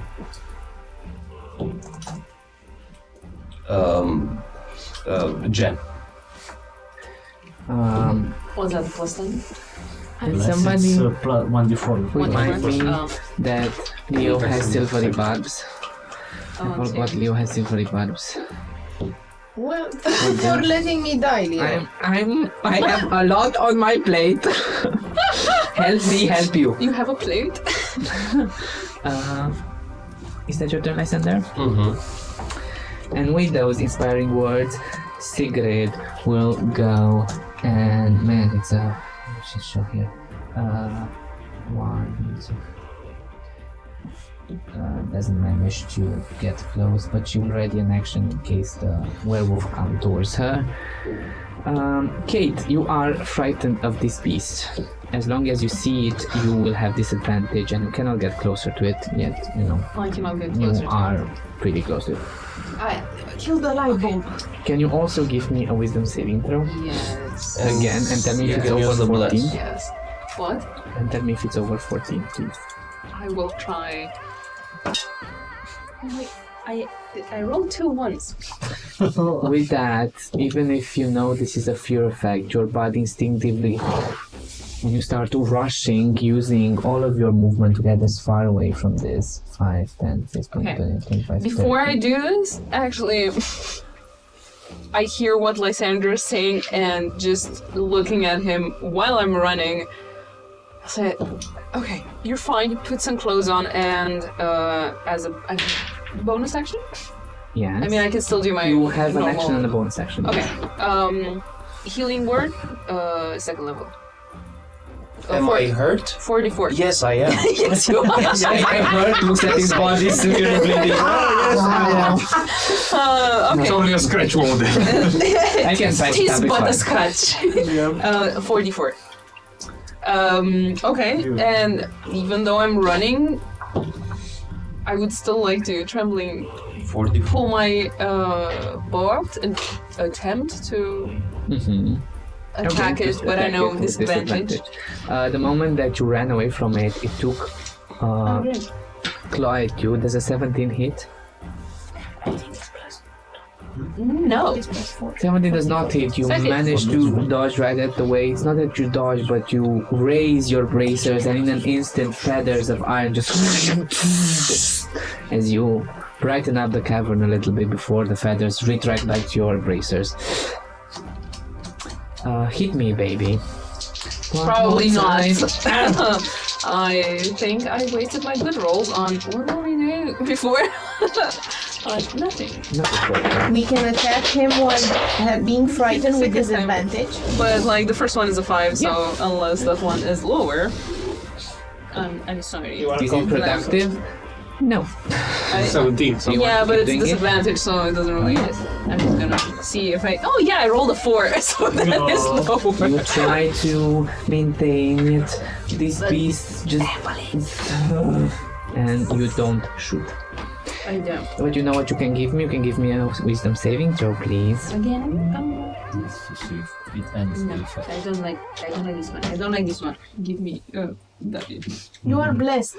You have Yeah, I already used it. No, it's on the- for- every saving throw Yeah, yeah. Okay. and every attack. He's And concentrating every on attack. that. Okay. It's for the entire fight. Wisdom, it's a 15. With a 15, you manage to shrug off the frightened condition. Come on, Keith. The blessed dice you took. You can roll as well. I wanted to say Got something, this. but I completely forgot.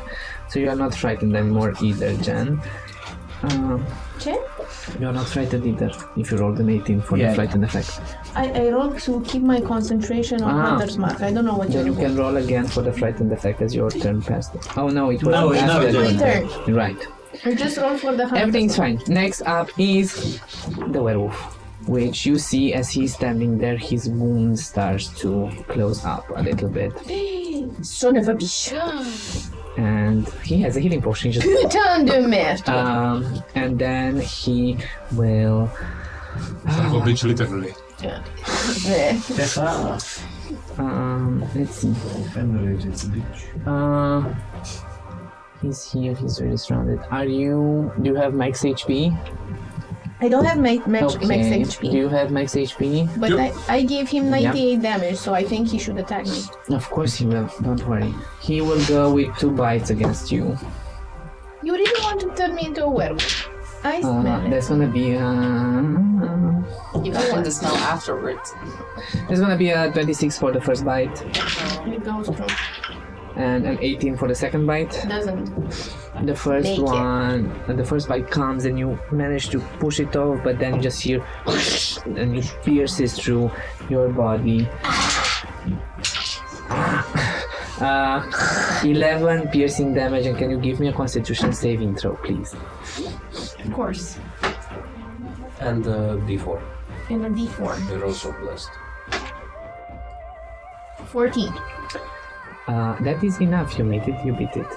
You manage to shrug it off again, but as he does that, you see how he quickly turns towards I the have to rock. roll for my Hunter's Mark. Oh yeah. Thank you for. I rolled poorly. 8. It's gone. You lose the hunter's mark as you see it pulling away some flesh and tissue from Jen's shoulder and going with 2 claws towards the rock. That's gonna be 21 for the first hit and a 21 for the second hit. Yeah, both hit. Both of them hit. I love math. 12,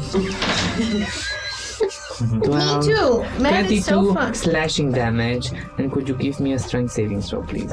Yeah. That's halved to 11, right? Because you're raging. Yeah. As your attack, that's what you do. If a creature with the frightened condition gets hit, doesn't it? No, it's at the end of your turn. That's the charm effect when you get What kind hit. of saving throw? Strength saving throw, 15 or over. Yeah, it's good. You're fine. He tries to knock you over with a hit, but you stand your ground, preparing to take the blows that you are. Can you roll me a d6, please? 2. Perfect, thank you for not helping me. Adam, you are frightened by this being of pure matter, obscuro, crazy. Great. What do you do? Just go if you want. I need to come to each one of you and tap you. But, no. That is beautiful. Yeah. Again, I'm useless. So, another Sacred Flame. He needs to do a dex save. Save that dex. Yeah, I will. That is a 17 plus. Yeah. Succeed. And I guess a roll for I am the frightened. god. The useless one. Well, at least you're lighting up the cabin. Yeah, I'm still frightened. You are still frightened of this beast. Can you also roll me a d6, please? 5. 5, thank you. The howl has been recharged.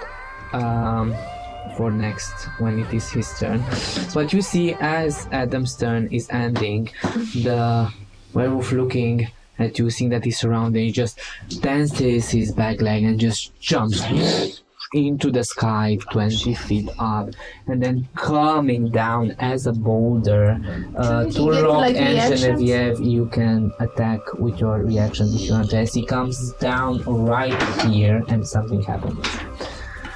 I think I missed. Does 14 hit him? They does not.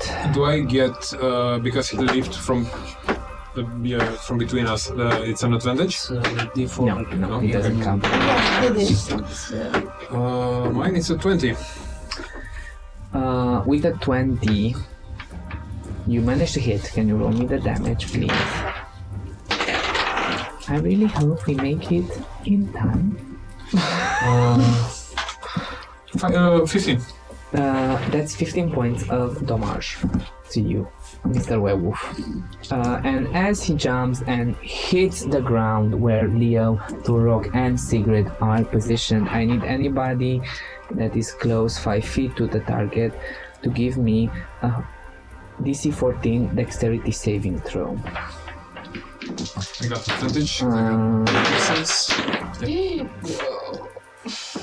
How much? 22. Yeah, Sigrid rolled a natural 20 as she does Queen, Slay. Look at Karma over here.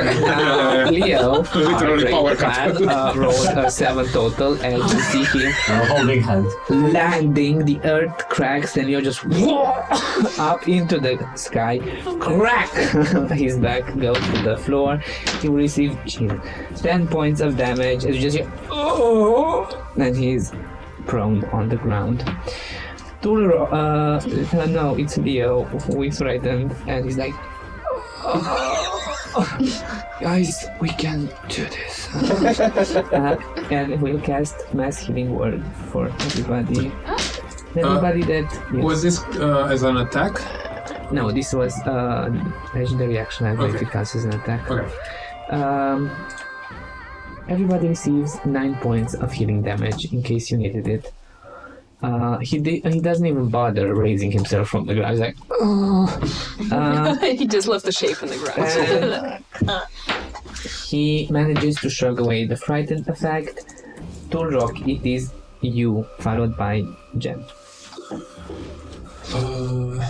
I try to position myself somewhere where I can flank him. You can try Nope. to shove That's Leo. me. No, because I'm on the ground. Yeah, you cannot. You know what? I'll say this. You can shove a little bit Leo to the side. Hey, little guy, go! I will. Yeah. Okay. I'm not painting an amazing picture for Leo here, but he's trying. 19. A 19 does manage to hit.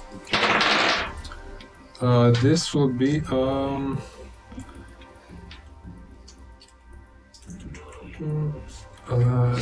10. 10 points of damage. Whack behind the back as you hear the muscles dancing and some bones giving in under the damage. And with my second attack, that will be 25. That also hits. Just Plus- blood spattering. 16. 16 extra damage, and you hit and you hit, and the creature is bloodied. Its fur that was black now is covered in this crimson hue as blood is dripping down. Is that your turn? Yeah. Genevieve, followed by Lysander. Genevieve is upset you healed her a bit. Wow. Well, you can choose to refuse it. No, to refuse the hand. I can't do it. I will cast Hunter's Mark again on his tail because this is what I see. Advance anyhow, and then go. Can I flank with Leo? Does that count? No, please. I will flank with future Leo then. Okay. Put me in a flanking position. Okay, future Leo. And I will attack with disadvantage. Go for it. I mean, you can't because you're frightened, right? Yeah, I You thought cannot get close You to him. cannot get closer. I cannot get Yes, close. your body doesn't let you. And Okay. also, can you give me a wisdom saving throw? Forgot about this. Okay, wisdom Tell me if saving. it's over 14. It's 15. Okay, perfect. You cannot get closer, but you're not gonna get farther away. What the fuck can I do from the distance? You can try to shoot. With disadvantage. I don't know if you have. I can throw myself at him. That's a I don't think you're his Take type. me in your arms. I can take the longbow and shoot with disadvantage. Go for it. Let's do it. Let's finish it quickly. Natural 1. Second attack. Natural 20 and a 14 plus 5, 19. Natural 20 and a 14, so the 14 Oh, is the 19, one. 19, 19. Okay, that hits. Yeah. Jesus Christ. So, 13 points of piercing. 13 points of piercing damage. Okay. End of turn. And that leaves him, and I shit you not, with 1 HP. Yeah. Aww. Lysander, I didn't roll the this. beast, And that's for stands in damage. front of you. It's beaten, it's bruised, it glares at you. What do you do? I walk towards it, naked as I am. As you do. I say, I just wanted to be on the same team, asshole. I hug him, and I cast protection from evil and good. On him? Hmm. Okay, give me a... First of all, what is your intention with this? I try to make peace with him.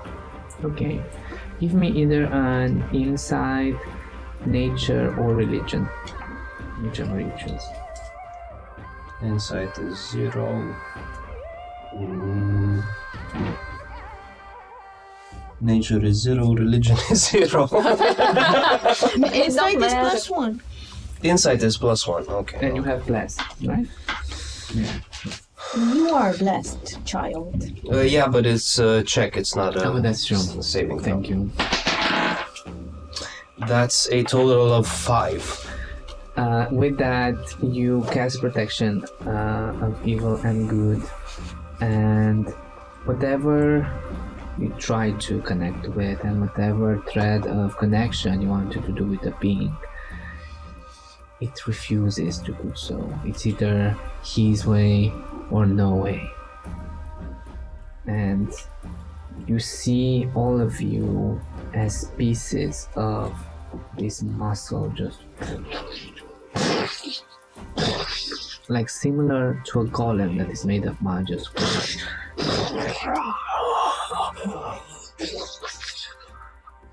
leaving the cavern to echo the fall of this beast. And after the break, short break, we'll see what happens next, guys. Thank you for sticking around. Welcome back. How are you? I've missed you. All of you are breathing heavy. The darkness clings around you. The cavern and the cold air starts to seep into your body now that the adrenaline, the energy, the flight or fight energy is subsiding. And you hear footsteps. As you see coming through the doorway, this gigantess that is big. She's a big lady. She has a little bit of a bigger nose. She has long hair braided, reddish in color as well. And Sigrid looks behind and says, "Our grandmama." As Sigrid's grandmother comes to her, she doesn't give you much mind and looks at her, takes her chin and says, "Even if our clan tells that you are the smallest of us all, your beauty overshadows us all." And turns her around and starts braiding her hair. And as she does this, she looks at you all and says, "I tell you this because I like it here. I hate how human flesh tastes." Fenrir already convinced younger gigantes, 3 clever lads, brothers, skilled in battlesmithing. They joined him, along with a human. His name was Eric, if I recall. They are to march to the Greenlands. Kate, Adam, and Genevieve, can you roll me a history check, please? Eric, oh. Yeah. I rolled a 6. Me too. No. We'd say Okay, continues to brighten. Great. Their want is simple. to destroy the capital and take it back from the humans. Eat all the humans inside, and the strike will be starts to stink. If the sky matches and time passes, well, they will strike tomorrow night. Oh no. Most giants say that if they succeed, more will follow to take back the Greenlands. So if your city falls, you are no more. As she finishes the braid, turns Sigrid around. Farrier must be stopped before it's too late. And they make me change my house. I like it.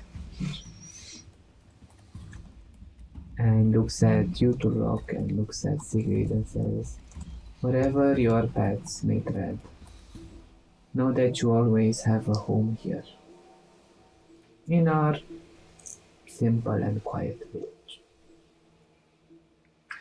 And she raises herself, and as she turns, you see small droplets of tears that fall to the ground as she ascends down, up the stairway. What is the party's reaction? Because, Turok, you just heard that the Green Spring, the place of the headmans, those that you worship, is in danger. Lunai's place is in danger. Green Spring is to be attacked tomorrow night. We have to find a way to return. Not again. Not again. I'm sorry. I'm empathetic that way. I keep stealing your accent. It's like, I cannot catch a break. No, we cannot catch a break. No, what they said, we could don't catch breaks. Leo is still on the ground.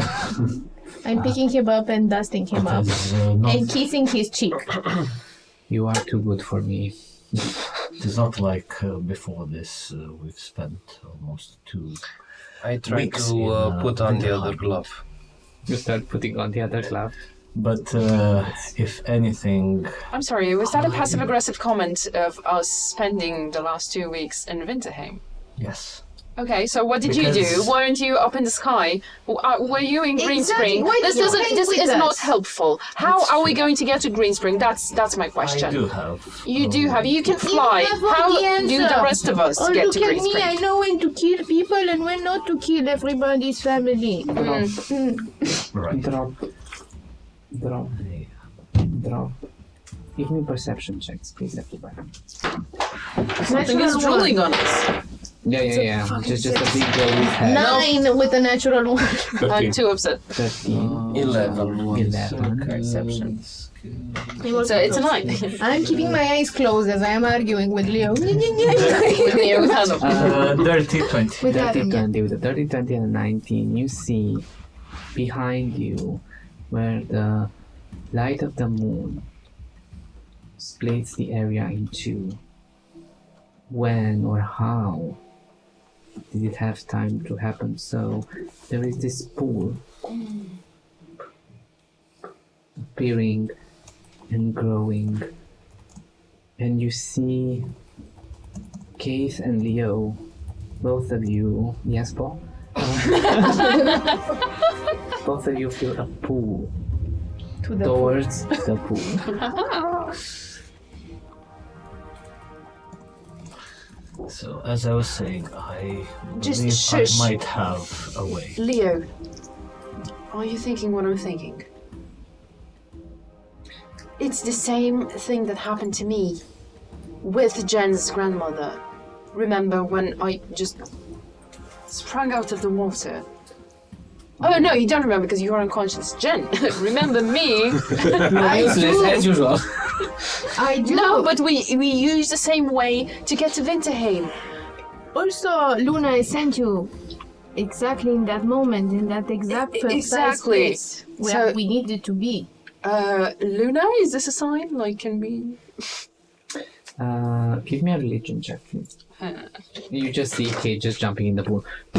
Like, the worst thing that can happen is me taking a bath, which is not that bad. You do Considering smell a I've bit like been in a dog. battle, so yeah. religion, right? It's a 17. I think Lysander marked his territory all over you.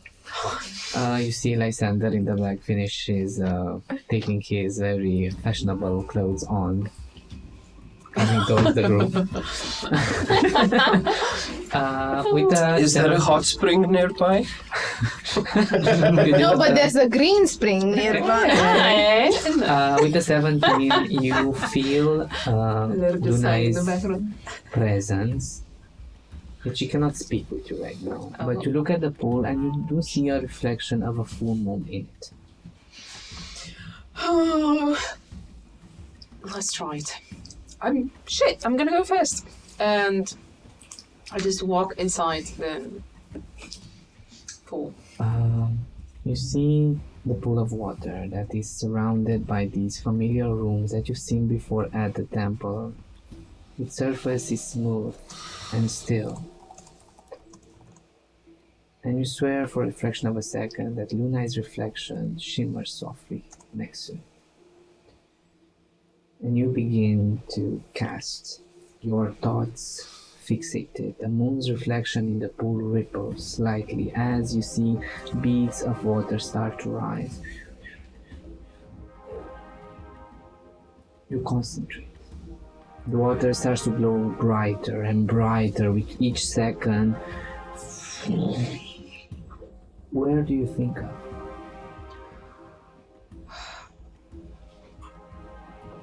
Midnight district near Leo's mansion.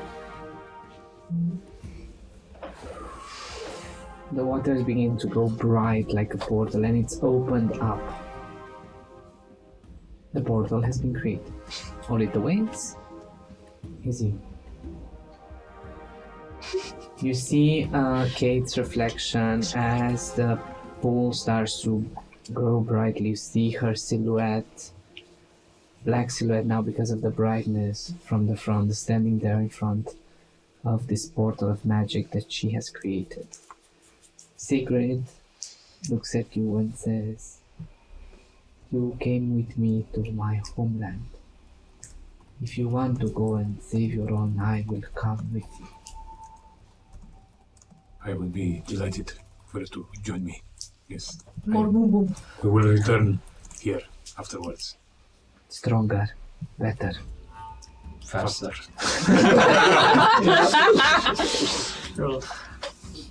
So, whoever wants to jump in the pool, let me know. I will jump in the pool. Mhm. Is it so? Can I, if I want to jump with Sigrid, can I hold her hand or? Of course. Yeah. Kate, stay there looking at the pool, reminiscent, thinking a little bit as you see two hands just go over you, holding one another as Turok and Sigrid nod at each other and jump at the same time, and their form gets sucked in like a portal.